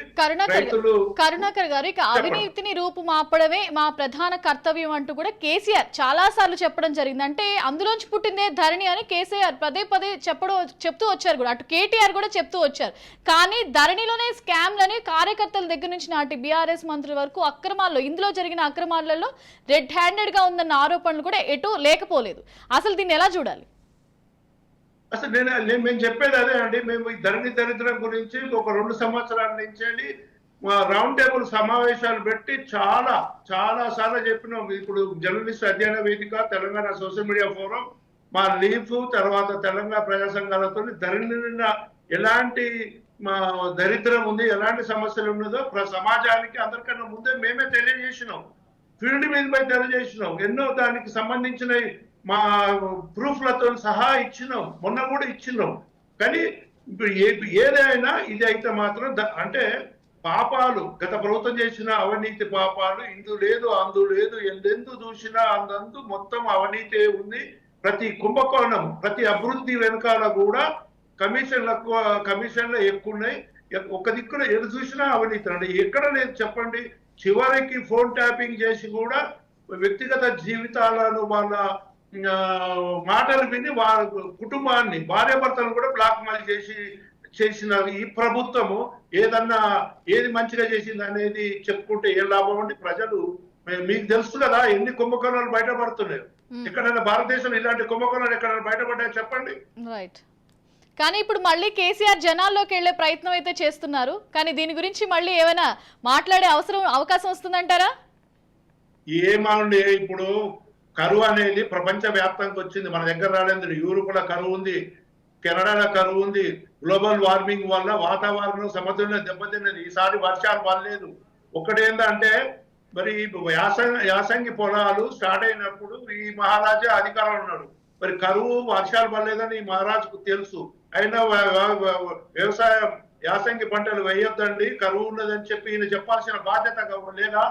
ఈయన చెప్తే అప్పుడు పంటలు తగ్గింది, పంటలు వేసిన తర్వాత ఇప్పుడు గ్రౌండ్ వాటర్ పడిపోయిన తర్వాత నీళ్లు అని లేనప్పుడు ఎట్లా చేస్తారండి? తాగునీరుకు అందించడమే ప్రభుత్వాలకు చాలా కష్టమైన పని. సాగునీరు ఏం చేయలేమండి. ప్రకృతి వైపరీత్యాన్ని ఎవరు ఆపలేము. ఇది ఏదో చెప్పి మన మొసలి కన్నీరు కార్దాము, కౌలు రైతుల గురించి ఇబ్బంది పడుతున్నారు. ఇప్పుడు ఎక్కువ ఇబ్బంది పడేది కౌలు రైతులు. నీకు కౌలు రైతుల మీద ప్రేమ ఉంటే నువ్వు ధరణిలా మరి కౌలు రైతుల కాలము, కాసు కాలం ఎందుకు తీసేసినట్టు ఇలా కౌలు రైతుల మీద మొసలి కన్నీరు కాస్తే రైతులు నమ్ముతారా అండి? ఇదివరకు కాసు కాలము తీసేసి కౌలు రైతుల కాలం తీసేసినవి ఇలా కౌలు రైతు మీద నీకు ప్రేమ ఉందా? కౌలు రైతు బజార్ ఇప్పుడు నష్టపోయింది భూమి ఉన్నోడు నష్టపోలేదండి. భూమి కౌలు తీసుకుని నష్టపోయాడు. ఆ కౌలుదారు ఎవడో ఇప్పుడు రికార్డు లేదు. ఎవరు నష్టపడి అని ఇవ్వాలంటే నువ్వు తీసేసినావు కదా, దాన్ని మా పానీలోకి వెళ్ళి కౌలు కాస్ట్ కాలని తీసేసినావు. ఇలా కౌలు రైతుల గురించి నేను పోతున్నాడు తన్నారు రేపు. రైట్, ఫైనల్లీ మీరు ఏం న్యాయం కావాలని కోరుకుంటున్నారండి కరుణాకర్ గారు? ఏం న్యాయమైనా కూడా ఇప్పుడు వచ్చిన ప్రభుత్వము దీన్ని మొత్తానికి మరి నిజమైన భూన్యాయ నిపుణులతో కమిటీ చేసారు. ఆ భూన్యాయ నిపుణులు కూడా వారి నిబద్ధత గలవారు. పక్క రాష్ట్రం మన ఆంధ్రప్రదేశ్ కూడా భూమి సునీల్ గారి సలహా సూచనల మేరకే అక్కడ సమగ్ర సర్వే అయిపోయింది, టైటిల్ గ్యారంటీ వచ్చింది. అక్కడ మంచి ప్రయత్నం చేసారు. ఈ గవర్నమెంట్ కూడా మరి టైటిల్ గ్యారంటీ తీసుకురావాలి, సమగ్ర సర్వే చేయాలి. ముందైతే ఈ ధరణి యొక్క తప్పులను సరిచేసి ఇప్పుడు కొత్తగా తెస్తున్న భూమాత సాఫ్ట్వేర్ లో దాన్ని చేయాలి, కడిగేయాలి. దాన్ని తీసుకొని దీంట్లో అవే తప్పుడు దీంట్లోకి వస్తాయి. రైట్, ధన్యవాదాలండి కరుణాకర్ గారు లైవ్ లో పాల్గొన్నందుకు. గత ప్రభుత్వం హయాంలో ధరణి ద్వారా వరంగల్లో 2,19,672 ఎకరాల భూమిని మాయం చేశారు. దీనిపై మరింత సమాచారం మా ప్రతినిధి సతీష్ అందిస్తారు. అధికారం కోల్పోయిన తర్వాత బీఆర్ఎస్ పార్టీకి సంబంధించి ఒక్కో కుంభకోణం బయటకు వస్తున్నటువంటి పరిస్థితి. ఫోన్ ట్యాపింగ్ కావచ్చు, లిక్కర్ కుంభకోణం కావచ్చు, భూదందాలు కావచ్చు, అనేక రకాలైనటువంటి దందాలు బయటకు వస్తున్నటువంటి పరిస్థితి. ధరణిని ఆసరగా చేసుకొని ధరణి పోర్టల్లో ఉన్నటువంటి లోపాలను అనుకూలంగా మార్చుకొని అక్కడ ఉన్నటువంటి పరిస్థితులను వాళ్ళకు అనుకూలంగా మార్చుకొని లక్షలాది ఎకరాల భూములను అన్యాక్రాంతం చేసుకున్నారనేటువంటి ఆరోపణలు ఇప్పటికి కూడా వస్తున్నటువంటి పరిస్థితి ఉంది. ఆ బీఆర్ఎస్ పార్టీలో మంచి పేరు కలిగినటువంటి అభ్యర్థులుగా చెప్పుకుంటూనే అనేక మంది భూ ఆక్రమణలకు పాల్పడినటువంటి ఘటనలు కూడా చోటు చేసుకుని మనతో పాటుగా అనేక మంది ఈ భూదందాలకు సంబంధించి జరిగినటువంటి లోపాలను, అదేవిధంగా భూదందాలకు సంబంధించినటువంటి అంశాలను మాట్లాడడానికి మనతో పాటు చాలామంది ఉన్నారు. మాట్లాడదాం. బాధితుడు మనతో పాటు ఉన్నారు. చెప్పండి, మీ సమస్య ఏమైంది? ఆ ధరణి ద్వారా మీ భూ సమస్య పరిష్కారం అయిందా? కాలేదు సార్. మా సర్వే నెంబర్ వచ్చేసి 320 సార్. ఎకరం 20 గుంటల భూమి ఉంటుంది సార్. డిపో అపోజిట్లో ధరణి పోర్టల్ అనేది కేసీఆర్ ప్రభుత్వంలో వచ్చింది. అప్పటి నుంచి ధరణి పోర్టల్లో పేరు మిస్టేక్ అయింది. బుస్స పెద్ద ఉప్పలయ్య పేరు మీద ఉన్నట్టున్న భూమి ఈ ధరణి పోర్టల్ తీసుకొచ్చి దాని ద్వారా పేరు మార్పిడి జరిగింది. పావుశెట్టి జనార్దన్ అనే పేరు మీద జరిగింది. ఆయన వాస్తవంగా ఈ భూమి తహసీల్దార్ దగ్గరికి వచ్చి ఈ భూమి మాది కాదు, పలానా వీళ్ళదే, వీళ్ళకు అలాట్ చేయండి అని చెప్పినా కూడా 9 ఏళ్ళు ఎంఆర్ఓ ఆఫీస్ చుట్టూ తిరిగినా కూడా ఏ ఒక్కరోజు కూడా టీఆర్ఎస్ బీఆర్ఎస్ ప్రభుత్వంలో ఒక్కనాడు కూడా మమ్మల్ని పట్టించుకున్న పాపన పోలేదు. దయచేసి ఇప్పుడున్న కాంగ్రెస్ ప్రభుత్వం దాని వెనువెంటనే ధరణి పోర్టల్ను రద్దు చేసి బాధితులకు న్యాయం చేయాలని చెప్పేసి మా యొక్క డిమాండ్. ధరణి పోర్టల్ వచ్చిన తర్వాత ఇక్కడ అసలు భూముల పరిస్థితి ఏంటి? ప్రభుత్వ భూములు కావచ్చు, పేదల భూముల పరిస్థితి ఏంటి? ఈరోజు చూసుకుంటే బీఆర్ఎస్ ప్రభుత్వం పూర్తి స్థాయిగా భూ కబ్జాలకు భూ కుంభకోణాలకు నిలయముగా తెలంగాణ రాష్ట్రాన్ని చేసినటువంటి పరిస్థితి కేసీఆర్ ప్రభుత్వం. ఈరోజు కేసీఆర్ ప్రభుత్వం కేవలం నీళ్లు నిధులు నియామకాల పేరుతో రాష్ట్రాన్ని గద్దెనెక్కి కూర్చున్నారు. కానీ ఈరోజు ఆ నిధులు నీళ్లు నియామకాలు మొత్తం కూడా తన కుటుంబానికి చెందినవి. అదే కాకుండా ఈరోజు రాష్ట్రంలో ఉన్నటువంటి పేద బడుగు బలహీన మధ్యతరగతి కుటుంబాల భూములను కూడా ఈరోజు రాక్కొని ఈరోజు వాళ్ళ యొక్క కార్యకర్తలు దందాలుగా వ్యవహరించి భూ కబ్జాలుగా మారి గూండాలుగా మారి ఈరోజు దళారులుగా మారి భూములను లాక్కున్నటువంటి పరిస్థితి ఈరోజు బీఆర్ఎస్ ప్రభుత్వంలో ఉండేది. ఈ ధరణి పోర్టు ద్వారా అనేక మంది పేదలు గతంలో చిన్న చిన్న సమస్యలు ఉంటే ఎంఆర్ఓ తహసీల్దార్ దగ్గరికి పోయి చెప్పుకుంటే తీరేటువంటి పరిస్థితి. కానీ ఈరోజు ఒక చిన్న పేరు మార్పిడి కావచ్చు, చిన్న సర్వే నెంబర్ మార్పిడి కావచ్చు, ఏదైనా కొనుక్కున్నాడు మళ్ళీ అమ్ముకున్నోళ్ళు వాళ్ళ పేర్లు మార్పిడిలోకి పోతే ఇది ఇక్కడ కాదండి, కలెక్టర్ ఆఫీస్ నుంచి వెళ్ళి ఓ సిస్టమ్ ఉన్నది, దీన్ని సిస్టమ్ మార్చాలంటారు. అక్కడ నుంచి వెళ్ళి కేసీఆర్ చేతిలో ఉంటుంది. ఎక్కడో బినామీ పెట్టుకొని ఒక సిస్టమ్ తయారు చేసి పూర్తి స్థాయిగా పేద బడుగు బలహీన మధ్యతరగతి కుటుంబాల రైతులను ఆగం చేసినటువంటి పరిస్థితి ఈరోజు ఈ బీఆర్ఎస్ ప్రభుత్వంలో ఉండేది. అదే కాకుండా మేము ఇంకోటి బీఆర్ఎస్ ఎమ్మెల్యేలు కావచ్చు, ఎంపీలు కావచ్చు, వీళ్ళందరూ కూడా కేసీఆర్ చెప్పు చేటల్లో ఉండి, మేము ఉదాహరణ చెప్పాలంటే పరికాల ప్రాంతంలో గతంలో ఉన్నటువంటి మాజీ ఎమ్మెల్యే చల్లా ధర్మారెడ్డి పక్కనే ఉన్నటువంటి కౌకొండ గుట్టలల్లా తన ప్రభుత్వ భూమిని ప్రజల దగ్గర బాధితుల దగ్గర కొనుక్కొని తక్కువ ధరకు కొని ఎక్కువ ధరకు అమ్ముకున్నాడు. అంటే ఈరోజు ఆయన చేసేటువంటి కేవలం 100 ఎకరాలు భూములు బీఆర్ఎస్ పాలనలో కొనుక్కొని రైతుల దగ్గర, చిన్నకారు సన్నకారు రైతుల దగ్గర తక్కువ ధరకు తీసుకొని కోట్లకు పడగలెత్తే విధంగా ఈరోజు తన సొంత ఒక 50 ఎకరాల కొనుక్కున్న భూమికి గుట్టకే రోడేసుకున్నాడు. అంటే ఈరోజు ఏ పార్టీ కబ్జాలకు గురైన ఈ బీఆర్ఎస్ ప్రభుత్వం అని చెప్పేసి కూడా మనం చూడవచ్చు, కళ్ళ కట్టినట్టే కనబడుతుంది అక్కడ. అంటే ఈరోజు బీఆర్ఎస్ పాలన పూర్తిగా భూ కబ్జాలకే ఒక నిలయంగా మారి ఈరోజు రాష్ట్రాన్ని మొత్తం దోచుకొని భూములన్నీ అన్యాకృతంగా పేదల దగ్గర లాక్కొని ఈరోజు మన యొక్క ప్రభుత్వ భూములను కూడా భూ కబ్జాలుగా మార్చుకొని పర్మిషన్ లేకుండా బిల్డింగులు కట్టుకొని చెరువులు, కుంటలు, నాలాలను కూడా ఈరోజు వాళ్ళు వదిలిపెట్టకుండా భూ కబ్జాలు చేసినటువంటి ఈ బీఆర్ఎస్ నాయకులు ఈరోజు ఈ ధరణి పోర్టును వెంటనే రద్దు చేసినట్లయితే తప్పకుండా తెలంగాణ రాష్ట్రంలో ఈ భూ కబ్జాలకు గురైనటువంటి బాధితులందరూ కూడా న్యాయం జరుగుతుంది. బీఆర్ఎస్ వాళ్ళకు కూడా ఈరోజు బుద్ధి చెప్పే విధంగా కూడా ఈ ధరణి కనుక రద్దు చేసినట్టయితే వెంటనే ఎక్కడైతే భూ కబ్జాలకు గురైన వాళ్ళందరికీ కూడా న్యాయం జరిగే విధంగా ఉంటుందని చెప్పేసి కూడా మేము డిమాండ్ చేస్తున్నాం. ఈ భూ కబ్జాదారులకు తగిన బుద్ధి చెప్పాలా ఈ కాంగ్రెస్ ప్రభుత్వాలు అని చెప్పేసి కూడా డిమాండ్ చేస్తున్నాం. మనతో పాటుగా సీనియర్ నాయకులు విజయచంద్ర రెడ్డి గారు ఉన్నారు. చెప్పండి సార్, అసలు చిన్న సమస్యను పరిష్కరించుకోవాలంటే రైతులు కార్యాలయాల చుట్టూ తిరిగేటువంటి పరిస్థితి, కానీ వందలాది ఎకరాలు, వేలాది ఎకరాలు జీవోలు మార్చుకొని అసలు అవి మారవు అనుకున్నటువంటి భూములు కూడా ఇప్పుడు పట్టా భూములుగా మారినాయి. ఒక్క విషయం చూడండి, ధరణి పెట్టింది సామాన్య మానవుని, సామాన్య రైతును, మామూలు ప్రజలను ఉద్ధరించడానికి కాదు. ఇది ఒక పక్కా ప్రీ ప్లాన్డ్ తోని ధరణిని తీసుకొచ్చారు. ముఖ్యంగా హైదరాబాదు చుట్టుపక్కల ఉన్నటువంటి శివారు ప్రాంతంలో ఉన్నటువంటి రంగారెడ్డి జిల్లా కావచ్చు, అక్కడ ఉన్నటువంటి వాల్యూ బాగా పెరిగింది. కోట్లకు పరిగెత్తినటువంటి ఆ ల్యాండ్ను వాళ్ళు కబ్జా చేయడానికి ప్రీ ప్లాన్డ్గా ధరణి తీసుకొచ్చారు. ఇప్పుడు ఒక్కొక్కటి బయటపడుతున్నాయి. అంటే ఇంత పెద్ద కుంభకోణం ఈ మధ్యకాలంలో ఇప్పుడు జరగలేదంటే అది అతిశయోక్తి కాదు. మనకు అన్యం మిగతా కుంభకోణాలు, కాళేశ్వరం, మిగతా ఏదో ఇప్పుడు ఫోన్ ట్యాపింగ్ అని వస్తున్నది, లిక్కర్ స్కాము, అవన్నీ చాలా తక్కువ స్కాములు ఈ ధరణి కుంభకోణంతో పోల్చుకుంటాయి. ఎందుకంటే ఇది ల్యాండ్తో ముడిపడ్డటువంటి కుంభకోణం. ఇది 100 ఎకరాలు ఒకనుకోడు. ముఖ్యంగా కల్వకుంట్ల కుటుంబము ఎన్ని ఎకరాలు అంటే వాళ్ళకు ఉన్నటువంటి బంధువులు కావచ్చు, తనకు ఉన్నటువంటి అనుయాయులు కావచ్చు, అట్లానే ఎక్కడికక్కడ ఏ నియోజకవర్గాలకి అక్కడ ఎమ్మెల్యేలు, ఎంపీలు, ఆ పార్టీకి చెందినటువంటి చిన్న నాయకుడి నుంచి పై వరకు కూడా ధరణిని ఆసరగా తీసుకొని దాంట్లో ఒకటి పేరు తప్పుపడ్డదని, రెండోది వారసత్వంగా వెనకటి నుంచి వచ్చే పేర్లను తువ్వి అసలు ఇప్పుడున్నటువంటి యజమాని వేరు, ఏది భూ హక్కు ఎవడైతే ఉన్నాడో వాడు వేరు, ఆ ధరణి అని పెట్టి దానికి వెళ్ళి తీస్తే ఎవరి పేరు వస్తుంది. ఇక వానికి వీనికి లొల్లులు పెట్టి వీనికి రాదు, మార్పు కాదు, అది కాదు. ఈలోగా వాడు వీళ్ళతో సెటిల్ చేసుకున్నాడు. ఏది నాయకుడు వచ్చి వీనికి అంతో కొంత ఇచ్చి, ఇగో నీకు అరే ఇది 50 లక్షలు ఇప్పుడు పలుకుతాను కదా, ఇగో ఈ లొల్లిలో నువ్వు బయటికి రావడవు, ఇక బటాని వానికి 30 లక్షలు ఇచ్చి అది 3 కోట్ల ఆస్తి వాళ్ళ పేరు మీద మార్చుకునే ఎన్నో ఇట్లాంటి. అంటే అంత పెద్ద కుంభకోణం జరిగి ఏదన్నా పొరపాట్లను మార్చుకుందామంటే కూడా ఈ ధరణిలో పొరపాట్లను సవరించుకోలేని విధంగా ఏర్పడి. ఈవెన్ నా ఎగ్జాంపుల్ ఇస్తే, నేను కక్కిరాలపల్లి కాడ ల్యాండ్ కొన్నా, 15 ఎకరాలు కొన్నా.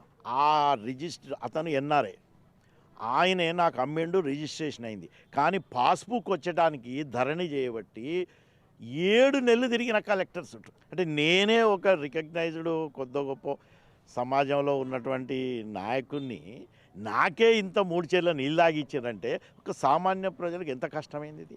కాబట్టి ఇది ఒకటేమో అవినీతికి కేర్ ఆఫ్, రెండవది ఇట్లాంటి ఏదైనా పేరు మార్పు అవి చేయాలన్న కష్టతరమైన దాన్ని కాంగ్రెస్ ప్రభుత్వం మేము రాగానే దీన్ని రద్దు చేస్తామన్నారు. మరి 100 రోజులైంది, ఇప్పటి వరకు అయితే రద్దు చేయలేదు.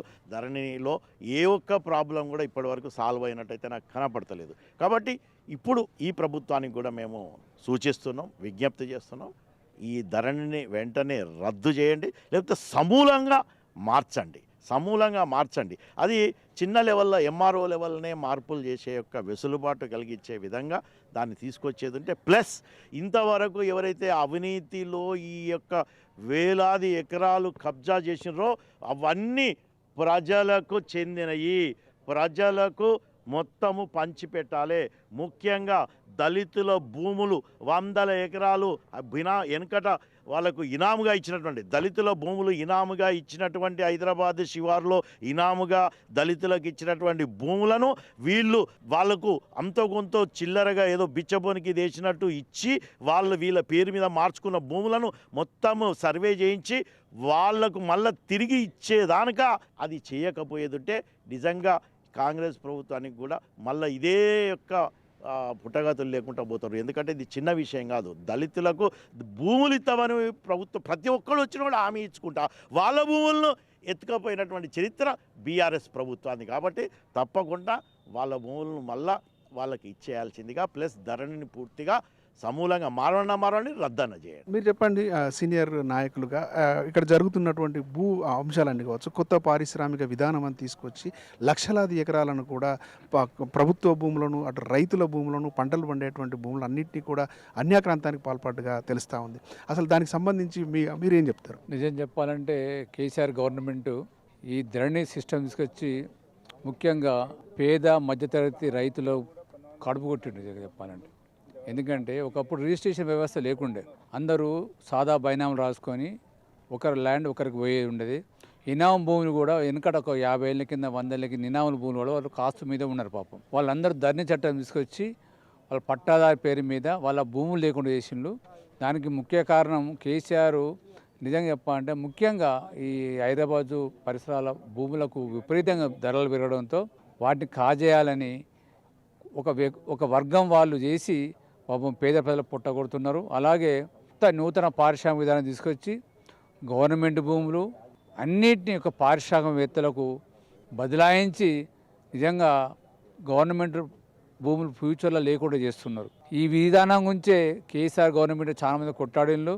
అది అలసిపోయి ఈసారి కాంగ్రెస్ గవర్నమెంట్ తీసుకొచ్చిండ్రు. కాంగ్రెస్ గవర్నమెంట్ కూడా 3 నెలలు చూస్తున్నాము, ధరని చేంజ్ చేస్తామంటున్నారు తప్పితే దాన్ని ఏం చేంజ్ చేయలేరు. ముఖ్యంగా ఈ కొత్త గవర్నమెంట్ ముఖ్యంగా కోరుకుందంటే ఈ ధరణిని పూర్తిగా రద్దుపరచాలి, పాత సిస్టమ్ తీసుకొచ్చి. అలాగే ఈ ధరణి లోపల రిజిస్ట్రేషన్ కావాలన్నా కూడా ఏది కావాలన్నా కూడా ఎంఆర్ఓ ఆఫీస్ చుట్టూ చెప్పులకు తడి తిరుగుతున్నారు. నిజంగా వాళ్ళ బాధలు చూస్తే రక్త కన్నీరు గారుస్తుంటారు. దయచేసి కాంగ్రెస్ గవర్నమెంట్ వచ్చిన కానీ వెంటనే రద్దు చేస్తున్నారు. వాళ్ళ మీద కూడా మాకు డౌట్ వస్తుంది కాంగ్రెస్ గవర్నమెంట్ కదా. ఎందుకంటే ఇప్పుడున్న బీఆర్ఎస్ మొత్తం కాంగ్రెస్ జరుగుతున్నారు. వాళ్ళు ఏదో మొక్కలు అడ్డుపడతారు. ఈ ధరణి సిస్టమ్ అట్టే నడిపి తూతూ మంతం చేసేటట్టున్నది. దీన్ని ఎట్టి పరిస్థితులు ఊక్కునేది లేదు. ఈ ధరణిని రద్దు చేసేదాకా మేము విశ్రమించాము. ఈ గవర్నమెంట్ భూములు పారిశ్రామికవేత్తలకు అప్పనంగా ముట్ట చెప్తే మాత్రం మరొక ఉద్యమం స్టార్ట్ చేస్తాం. మీరు చెప్పండి, ధరణి పేరుతోటి కావచ్చు, ఇటు ప్రభుత్వ భూములు కావచ్చు, లక్షలాది ఎకరాలను ప్రజల నుంచి తీసుకున్నటువంటి తీరంతా కూడా ఏమనిపిస్తాం? ఇప్పుడు పెనం మీద నుంచి పోయి పొయ్యిలో పడ్డట్టుగా ఉన్నది. ఇప్పుడు ఈ గవర్నమెంట్ ఎలక్షన్లప్పుడు రేవంత్ రెడ్డి గారు ఏం చెప్పిల్లంటే ధరణిని మొత్తం మేము తీసేస్తాము, భూమాత అనే ఏదో పెట్టి పేరు మార్స్తామని చెప్పిండ్రు. సమూల ప్రక్షాళన చేస్తున్నారు. మొన్న రీసెంట్గా చూస్తే 1000 అప్లికేషన్లు ఒక్కొక్క ఎంఆర్ఓ ఆఫీస్లో పెండింగ్లో ఉన్నాయి. దానికి నేనే సాక్ష్యము. అట్లాంటి అప్లికేషన్లను 99% అప్లికేషన్లు రిజెక్ట్ చేసిండ్రు. సర్వే నెంబర్ ప్రాబ్లం అయితేంది, కబ్జా అయితేంది, వాళ్ళ పొజిషన్ ప్రాబ్లం అయితేంది, ఖాతా నంబర్ అయితేంది, ఇట్లాంటివి తీసుకుంటే 99% రిజెక్ట్ చేసిండ్రు. ఎందుకు రిజెక్ట్ చేసిండ్రో వీళ్ళు ఆన్సర్ చెప్పట్లేదు ఎంఆర్ఓ వాళ్ళు కూడా. ఇట్లాంటి అప్లికేషన్లు అన్నీ పెండింగ్ పెట్టారు. ఈ వ్యవహారం పైకి పోతుందా లేదా అనేది మా డౌట్. అసలు రేవంత్ రెడ్డి గారు మీరు ఒకసారి దయచేసి దీని మీద మళ్ళీ ఒకసారి సమీక్ష పెట్టండి. అప్లికేషన్లు ఎన్ని క్లియర్ చేసిండ్రు, ఎందుకు రిజెక్ట్ చేసిండ్రు, దాని కారణాలు కూడా రాయాల్సిన అవసరం ఉంది. కానీ చేయట్లేదు. మీరు అన్నట్టుగా ఈ ధరణి పేరు చెప్పుకొని కేటీఆర్, కేసీఆర్, కవిత వీళ్ళు వాళ్ళ కుటుంబ సభ్యులు దందాలు చేసిండ్రు కదా. ఇక్కడ లోకల్ నాయకులు కూడా, ఎమ్మెల్యేలు కూడా, ప్రతి ఎమ్మెల్యే బీఆర్ఎస్ ఎమ్మెల్యేలు కూడా భూదందాలు చేసిండ్రు. ఇక్కడ ఉన్న గుట్టలు, ఈ మా మండలంలో చిన్నకేశ్వర గట్లు అయితేంది, ఆ గుట్టల పక్కల జాగలు అయితేంది, గవర్నమెంట్ అయితేంది, మీరు అన్నట్టుగా అసైన్డ్ భూములను కూడా వీళ్ళు పోనీయకుండా వీళ్ళు పట్టాలు చేసుకున్నారు. వీళ్ళు రోడ్లు వేసుకున్నారు గవర్నమెంట్ పైసలతోని. 7,50,00,000 పెట్టి రోడ్డు వేసుకున్నాడు ఆయన భూములకు 200 ఎకరాలు కొనుక్కొని. ఇవన్నీ నేను అడుగుతున్నా, ఎన్నడూ బయటికి తీస్తారు రేవంత్ రెడ్డి గారు? ఈ గవర్నమెంట్ ఎన్నడూ దీని మీద వర్కౌట్ చేస్తుంది? ఈ పేద ప్రజలకు, ఈ బలహీన వర్గాలకు, ఈ అసైన్డ్ భూములు ఇచ్చిన వాళ్ళందరికీ ఎప్పుడు న్యాయం చేస్తారని అడుగుతున్నా. ఈ పాస్బుక్ల ప్రాబ్లం కూడా మీరు ఎప్పుడు క్లియర్ చేస్తారో దయచేసి దీని మీద దృష్టి పెట్టమని చెప్పి గవర్నమెంట్ నేను కోరుకుంటున్నాను. మీరు చెప్పండి, అనేక సంవత్సరాలుగా చిన్న సమస్య పరిష్కారం కాక ధరణి పోర్టల్ సమస్య కారణంగా అనేక మంది చిన్న సమస్యలు పరిష్కరించుకోవడానికి రైతులు కార్యాలయాల చుట్టూ తిరుగుతున్నటువంటి పరిస్థితి. కానీ అనేక సంవత్సరాలుగా ప్రభుత్వ భూములుగా ఉన్నటువంటి భూములు కావచ్చు, ఇటు రైతుల భూములు కావచ్చు అన్యాక్రాంతమైనటువంటి పరిస్థితి. అసలు ఎలా జరిగింది బీఆర్ఎస్ ప్రభుత్వంలో రైతుల పరిస్థితి కావచ్చు, భూముల పరిస్థితి? వాస్తవంగా చెప్పాలంటే ఈ ధరణి అనేది ప్రపంచంలోనే అతిపెద్ద కుంభకోణం. ఎందుకనంటే మనం చూస్తున్నాం, రైతులు ఏదైతే సర్వే నెంబరు 100 ఎగ్జాంపుల్ ఒక 100 సర్వే నెంబర్ పడబోయి 101, 102 పడితే ఆ సర్వే నెంబర్లో ఎవరైతే పట్టేదారు ఉంటాడో ఆ పట్టేదారు నుంచే ఆ రైతు రిజిస్ట్రేషన్ చేసుకోవాలని గతంలో ఈ యొక్క బీఆర్ఎస్ ప్రభుత్వం ఇచ్చింది.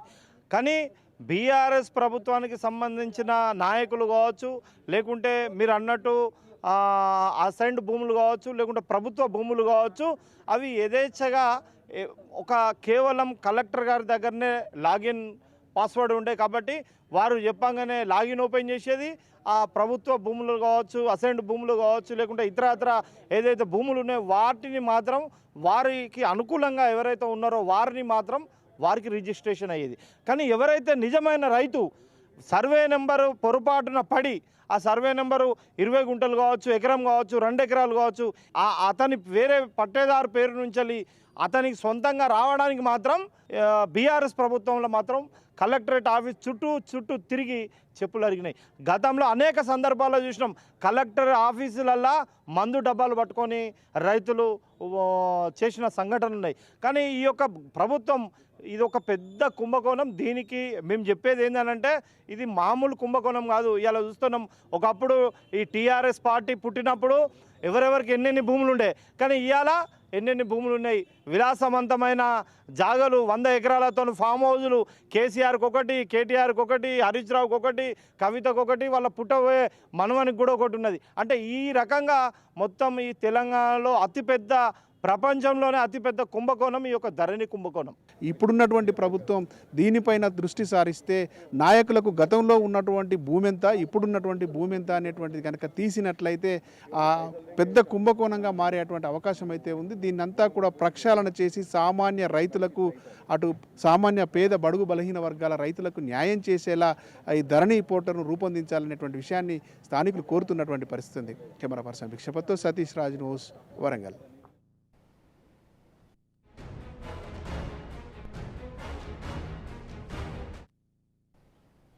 ఇక కరీంనగర్లో 1,99,839 ఎకరాల భూమిని మాయం చేశారు.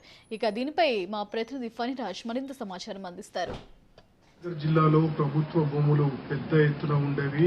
ప్రస్తుతం 4 జిల్లాలుగా విభజించబడ్డప్పటి అప్పటి కరీంనగర్లో అటు ఎస్ఆర్ఎస్పీ భూములతో పాటు సింగరేణికి చెందినటువంటి భూములు, అలాగే ఇతర దేవాదాయ శాఖకు చెందినటువంటి అనేక భూములు లక్షల ఎకరాల సంఖ్యలో ఉండేవి. అంతేకాకుండా అటవీ శాఖ ఏదైతే ఉందో దానికి సంబంధించినటువంటి భూములు కూడా జిల్లా వ్యాప్తంగా, ఉమ్మడి కరీంనగర్ జిల్లా వ్యాప్తంగా కూడా ఉండేది. అయితే 10 ఏళ్ల పాటు కొనసాగినటువంటి బీఆర్ఎస్ పాలనలో కొన్ని వేల ఎకరాలు పూర్తిగా మాయమైనట్టుగా ప్రస్తుతం రిపోర్టులు తెలియజేస్తున్నాయి. మొదటి నుండి కూడా అప్పటి విపక్షంలో ఉన్నటువంటి కాంగ్రెస్ పార్టీ ఏ రకంగానైతే ఆరోపించిందో దాన్ని నిరూపించే విధంగా ఇప్పుడు వివరాలన్నీ కూడా బయటకు వస్తున్నాయి. ముఖ్యంగా 2020లో ధరణిలో చేసినటువంటి మార్పులు ఏవైతే ఉన్నాయో దాని తర్వాత అనేక రకాల భూములు పూర్తిగా అనేక మంది నేతల పాలైనట్టుగా ఇక్కడ రికార్డులు స్పష్టం చేస్తున్నాయి. ఒకసారి గమనించినట్లయితే అధికారంలో వచ్చే సమయంలో అంటే 2014లో దాదాపుగా 2 లక్షల ఎకరాలు, 1,99,800 ఎకరాల వరకు కూడా ఉమ్మడి కరీంనగర్ జిల్లా వ్యాప్తంగా కూడా భూములు ఉండేవి. ఇవన్నీ కూడా ఎవరైతే సాగు చేసుకోకుండా ఖాళీగా ఉన్నటువంటి భూములు, అంటే అటవీ శాఖ భూములు కావచ్చు, అలాగే అనేక రకాల ఇతర భూములను పేదలు ఎవరైతే ఉంటారో వారు తాత్కాలికంగా సాగు చేసుకుంటూ ఉంటారు.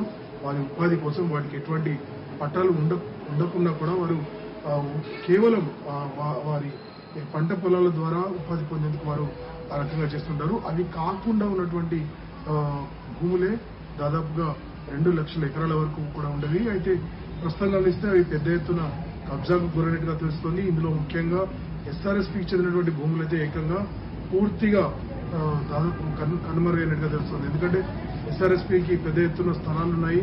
ఈ కెనాల్కి సంబంధించినటువంటి ఏదైతే ఉందో ఈ కాలువ కూడా పెద్ద ఎత్తున ఉమ్మడి కరీంనగర్ జిల్లాలో వెళ్తూ ఉంటుంది. దీనికి చెందినటువంటి భూములు అంటే కాలువ నుండి దాదాపు 20 మీటర్ల వరకు కూడా ఆ ల్యాండ్ ఏదైతే ఉంటుందో అటువంటి ఈ ల్యాండ్ కూడా జిల్లా వ్యాప్తంగా పెద్ద ఎత్తున కబ్జాకు గురైనట్టుగా తెలుస్తోంది. మరోవైపు కరీంనగర్ పట్టణంలో ఏకంగా లోవర్ మేనర్ డ్యామ్ ఉంది. దీనికి సంబంధించినటువంటి ప్రభుత్వ భూముల్ని కూడా కబ్జా రైలు అంటే ముఖ్యంగా అధికార పార్టీ నేతలే దీన్ని కబ్జా చేసినట్టుగా తెలుస్తుంది. ముఖ్యంగా జీవో నెంబర్ 15 ఏదైతే ఉందో దాన్ని పూర్తిగా దుర్వినియోగం చేస్తూ అనేక మంది లీడర్లు ప్రభుత్వ స్థలాలను తమ అధీనంలోకి తెచ్చుకున్నారు. నిజానికి పేదలకు చెందాల్సినటువంటి భూములు ఏవైతే ఉంటాయో వాటిని ఇవ్వకుండా వారి పేరుతోనే కొందరు దందా కొనసాగించినట్టుగా తెలుస్తుంది. ఇక పట్టణం ఎప్పుడైతే కరీంనగర్ పట్టణంలో సమీప 8 గ్రామాలు స్మార్ట్ సిటీ కోసం విలీనమయ్యాయో అప్పుడు అన్నింటిలో కూడా ధరలు విపరీతంగా పెరిగిపోయాయి. ఇక్కడ ఉన్నటువంటి అనేక గ్రామాల్లో రియల్ ఎస్టేట్ వెంచర్ల కోసం ఏకంగా అధికారులు అప్పటి నాయకులే పూర్తిగా పైరవీలు చేసి వాటిని తమ ఆధీనంలోకి తెచ్చుకుని ప్లాట్లుగా విభజించి కోట్లు సంపాదించారనే ఒక ఆరోపణలు లాంటివి వినస్తున్నాయి. అయితే వీటన్నిటిపై కూడా కాంగ్రెస్ ప్రభుత్వం దృష్టి సారించింది. ఇందులో భాగంగానే పూర్తి స్థాయిలో దీనికి సంబంధించి విచారణ చేస్తుంది. ఇందులో అనేక అంశాలు బయటపడ్డాయి. ఇందులో ప్రభుత్వ భూములను కబ్జా చేయడంతో పాటు అనేక ప్రైవేట్ స్థలాలను కూడా ఆక్రమించుకోవడానికి అధికారులు అప్పటి ప్రభుత్వంలో కీలకంగా వ్యవహరించినటువంటి అధికారులు కూడా కరీంనగర్ జిల్లా వ్యాప్తంగా ఉన్నట్టుగా గుర్తించారు. ముఖ్యంగా అనేక కేసుల్లో నిందితులుగా ఉన్నటువంటి కొందరు నాయకులకు వస్తూ ఏకంగా ఎంఆర్ఓ స్థాయి వ్యక్తిని మధ్య కరీంనగర్లో అరెస్ట్ చేయడం కూడా జరిగింది. ఎంఆర్ఓ ఎవరైతే ఉన్నారో ఆయన గతంలో కరీంనగర్లో పనిచేసి ఇక్కడ అనేక రకాల అక్రమాలకు పత్తాసు పలికినట్టుగా గుర్తించారు పోలీసులు. దీంతో అతనిపై కూడా కేసు నమోదు చేసి A9 నిందితుడిగా చేయడం జరిగింది. ఏ స్థాయిలో ఆక్రమణలు అనేవి జరిగాయి, అందులో ఉన్నటువంటి చిన్న చిన్న లోటుపాట్లను గుర్తించినటువంటి అప్పటి నాయకులు వాటిని ఏ రకంగా తమకు అనుకూలంగా మలుచుకున్నారనే విషయం ఇక్కడ స్పష్టంగా తెలుస్తోంది. ఇక పరిశ్రమల పేరుతో కూడా అనేక స్థలాలని తమ ఆధీనంలోకి తెచ్చుకున్నారు. నిజానికి ఎటువంటి ఇండస్ట్రీ పెట్టినప్పటికీ కూడా దీనిపై కూడా వారు ఖండించినట్టుగా తెలుస్తోంది. పేదలకు సంబంధించి ఏ రకంగానైతే ఇప్పుడు ప్రభుత్వం ఆశిస్తోందో ఇందిరమ్మ ఇల్లు కట్టిస్తామని, అలాగే పేదలకు కనీస స్థలం లేనట్టయితే వారికి స్థలాన్ని కేటాయిస్తామని చెబుతుందో దానికి కొరత రాకుండా ఉండాలంటే ఖచ్చితంగా ఇటువంటి కబ్జాలు గుర్తించి వాటిని తిరిగి తమ అధీనంలోకి తీసుకోవాల్సినటువంటి అవసరం ఎంతైనా ఉంది. Phaniraj for Raj news from Karimnagar. ధరణిలో జరిగిన అక్రమాల చిట్టాను బయటపెట్టేందుకు రాష్ట్ర ప్రభుత్వం సిద్ధమవుతుంది. ఇప్పటికే విచారణ కోసం కమిటీని నియమించిన ప్రభుత్వం ఆ కమిటీ నుంచి పూర్తి వివరాలను తెప్పించుకుంటుంది. లోక్సభ ఎన్నికల తరువాత జరిగే అసెంబ్లీ సమావేశాల్లో ధరణి పోర్టల్ భూ అక్రమాలకే శ్వేతపత్రం రిలీజ్ చేయాలని భావిస్తుంది. బీఆర్ఎస్ సర్కార్లో మంత్రులుగా పనిచేసిన కొందరు ధరణిలో భారీగా అక్రమాలకు పాల్పడ్డట్లు ప్రస్తుత ప్రభుత్వం దృష్టికి వచ్చింది. మాజీ సీఎం కేసీఆర్ కుటుంబ సభ్యుల్లోని 6 కూడా భూములను కొల్లగొట్టినట్లు రిపోర్టులు అందాయి. ఆ వివరాలన్నింటినీ ఆధారాలతో పాటు జనం ముందు పెట్టేందుకు ప్రభుత్వం రెడీ అవుతుంది. ధరణి అక్రమాలను తేల్చేందుకు కాంగ్రెస్ అధికారంలోకి వచ్చిన వెంటనే ధరణి కమిటీని నియమించింది. ఈ కమిటీ అన్ని వివరాలను తెప్పించుకొని క్షుణ్ణంగా పరిశీలిస్తుంది. నిషేధిత జాబితాలో ఉన్న 23 ఎకరాల భూమి బీఆర్ఎస్ ఎంపీ సంతోష్ సంబంధికులకు పట్టాగా మారిందని ధరణి కమిటీలోని సభ్యుడు కోదండరెడ్డి ఇటీవల బయటపెట్టారు. ఆ ఒక్కటే కాదని అలా ముఖ్యమైన బీఆర్ఎస్ లీడర్లు గత ప్రభుత్వంలో మంత్రులుగా పనిచేసిన కొందరు కూడా ధరణిలో అక్రమాలకు పాల్పడినట్లు గుర్తించామని రెవెన్యూ మంత్రి పొంగులేటి శ్రీనివాసరెడ్డి అన్నారు. ఏ భూములు ఎక్కడెక్కడ ఎవరెవరు ఎలా వాళ్ళ పేర్ల మీదకి మార్చుకున్నారనే దానిపై పూర్తి వివరాలతో జాబితాను ప్రభుత్వం సిద్ధం చేస్తుంది. ప్రభుత్వ వర్క్ దేవాదాయ అసైన్డ్ భూములను బీఆర్ఎస్ లీడర్లు వాళ్ళ హయాంలో తమ పేర్ల మీదకి ఎలా మార్చుకున్నారనే దానిపై ఇప్పటికే ధరణి కమిటీకి ఫిర్యాదులు వెలువెత్తున్నాయి. ఇక వాటిని వెరిఫై చేయడంతో పాటు అన్ని జిల్లాల కలెక్టర్ల నుంచి కూడా ప్రభుత్వం సమాచారం తెప్పించుకుంటుంది. గత బీఆర్ఎస్ ప్రభుత్వంలో మంత్రులుగా పనిచేసిన 4 లీడర్లు ధరణిలో భూములను కొల్లగొట్టినట్లు ప్రస్తుత సర్కార్ దృష్టికి వచ్చింది. మాజీ సీఎం కుటుంబ సభ్యుల్లో 6 కూడా ధరణిలో అక్రమంగా భూములు కాజేశారని ప్రభుత్వం ప్రాథమికంగా గుర్తించినట్లు తెలిసిందే. ధరణి పోర్టల్తో భూముల గోల్మాల్ జరిగిందన్న ఆరోపణలు మొదటి నుంచి వినిపిస్తున్నాయి. కాంగ్రెస్ అధికారంలోకి వచ్చిన నాటి నుంచి సీఎం రేవంత్ రెడ్డికి, రెవెన్యూ శాఖ మంత్రి పొంగులేటి శ్రీనివాస్ రెడ్డికి జనం నుంచి భారీగా ఫిర్యాదులు అందుతున్నాయి. రంగారెడ్డి, మేడ్చల్, మల్కాజ్గిరి, సంగారెడ్డి, వికారాబాద్, మహబూబ్ నగర్, కరీంనగర్, మెదక్, సిద్దిపేట, యాదాద్రి భువనగిరి, జనగాం, వరంగల్, హన్మకొండ జిల్లాల్లోని అక్రమ భూ బదలాయింపులపై ఎక్కువగా ఫిర్యాదులు వచ్చాయి. ఎవరెవరు ఎలా భూములు మార్చుకున్నారు, అంతకుముందు ఆ భూమి క్లాసిఫికేషన్ ఏంటి, తప్పుడు పత్రాలు ఏం సృష్టించారు, కబ్జాలో ఎవరుంటే పట్టాలు ఎవరికి వచ్చాయి అనే వివరాలను డాక్యుమెంట్లతో సహా జనం అందజేశారు. ధరణిలోని అక్రమాలను మరింత సులువుగా గుర్తించేందుకు ఫోరెన్సిక్ ఆడిట్ నిర్వహించాలని ఇప్పటికే ప్రభుత్వం నిర్ణయించింది. 2014 కంటే ముందు ప్రభుత్వం వర్క్, దేవాదాయ, భూదాన్, అసైన్డ్ భూములు ఎన్ని ఎకరాలు ఉన్నాయి, ఎవరెవరి పేరు మీద ఉన్నాయి అనే డేటాను తీస్తుంది.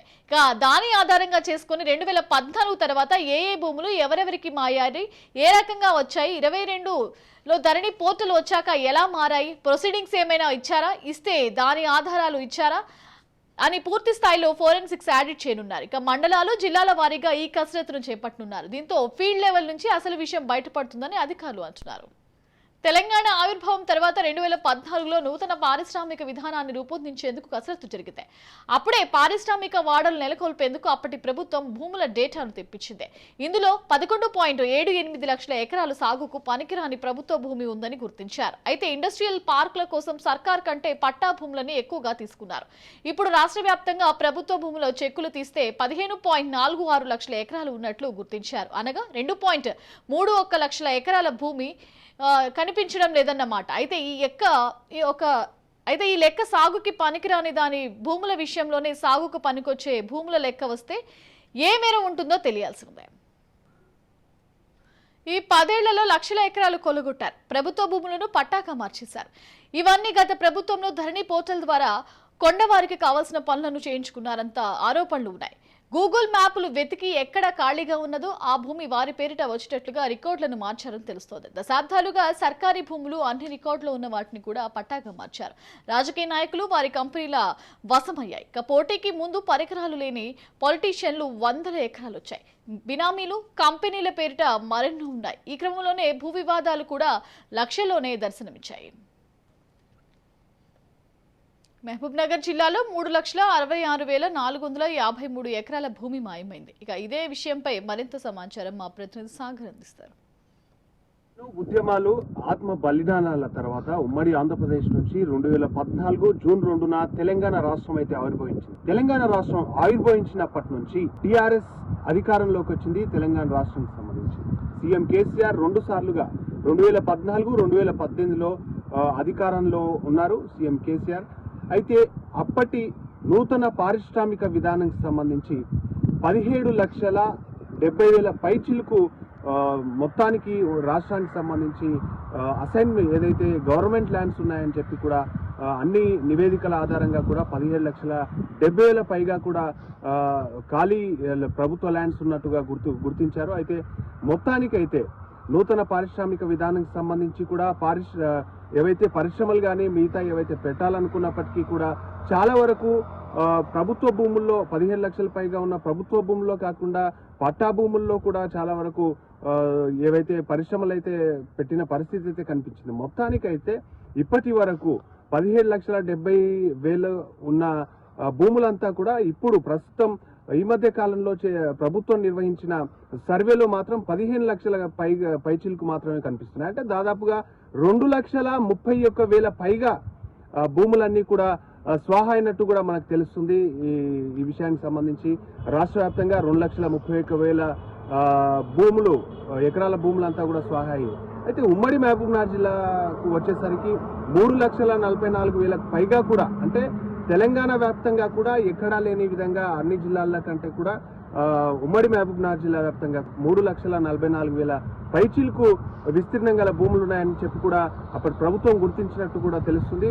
గుర్తించినప్పటికీ 3,44,000 ఎకరాలకు సంబంధించి ఇక్కడ 1,000 ఎకరాలు, దాదాపుగా 1,000 ఎకరాలు స్వాహా అయినట్టు కూడా ఇప్పుడు ప్రభుత్వం అయితే లెక్కలు చూపిస్తుంది. దీనికి సంబంధించి సీఎం ఎవరైతే రేవంత్ రెడ్డి ఉన్నారో, సీఎం ఇప్పుడు ధరణి పోర్టల్కి సంబంధించి ఈ భూములకు సంబంధించి శ్వేతపత్రాన్ని విడుదల చేస్తామంటూ కూడా తెలుపుతున్న పరిస్థితి కనిపిస్తుంది. వేచి చూడాల్సిన పరిస్థితి. మరికొద్ది రోజుల్లో కూడా ఉమ్మడి రాష్ట్రానికి సంబంధించి ఇంకా ఎంత భూములు స్వాహా చేశారో, పట్టాలకు సంబంధించి, తర్వాత ఈ గవర్నమెంట్ ల్యాండ్స్కి సంబంధించి ఇంకా ఎంత భూములు స్వాహా చేశారనేది కూడా ఈ శ్వేతపత్రం ద్వారా విడుదల చేస్తారు. అయితే ధరణి పోర్టల్ ఏదైతే ధరణి పోర్టల్ పెట్టారో ఓన్లీ కేసీఆర్ కుటుంబానికి లబ్ధి పొందే విధంగా, రాజకీయ నాయకులకు లబ్ధి పొందే విధంగా ధరణి పోర్టల్ను పెట్టారంటూ కూడా ప్రతిపక్షాలు ఆరోపణలు చేసిన పరిస్థితి అయితే కనిపించింది అప్పట్లో.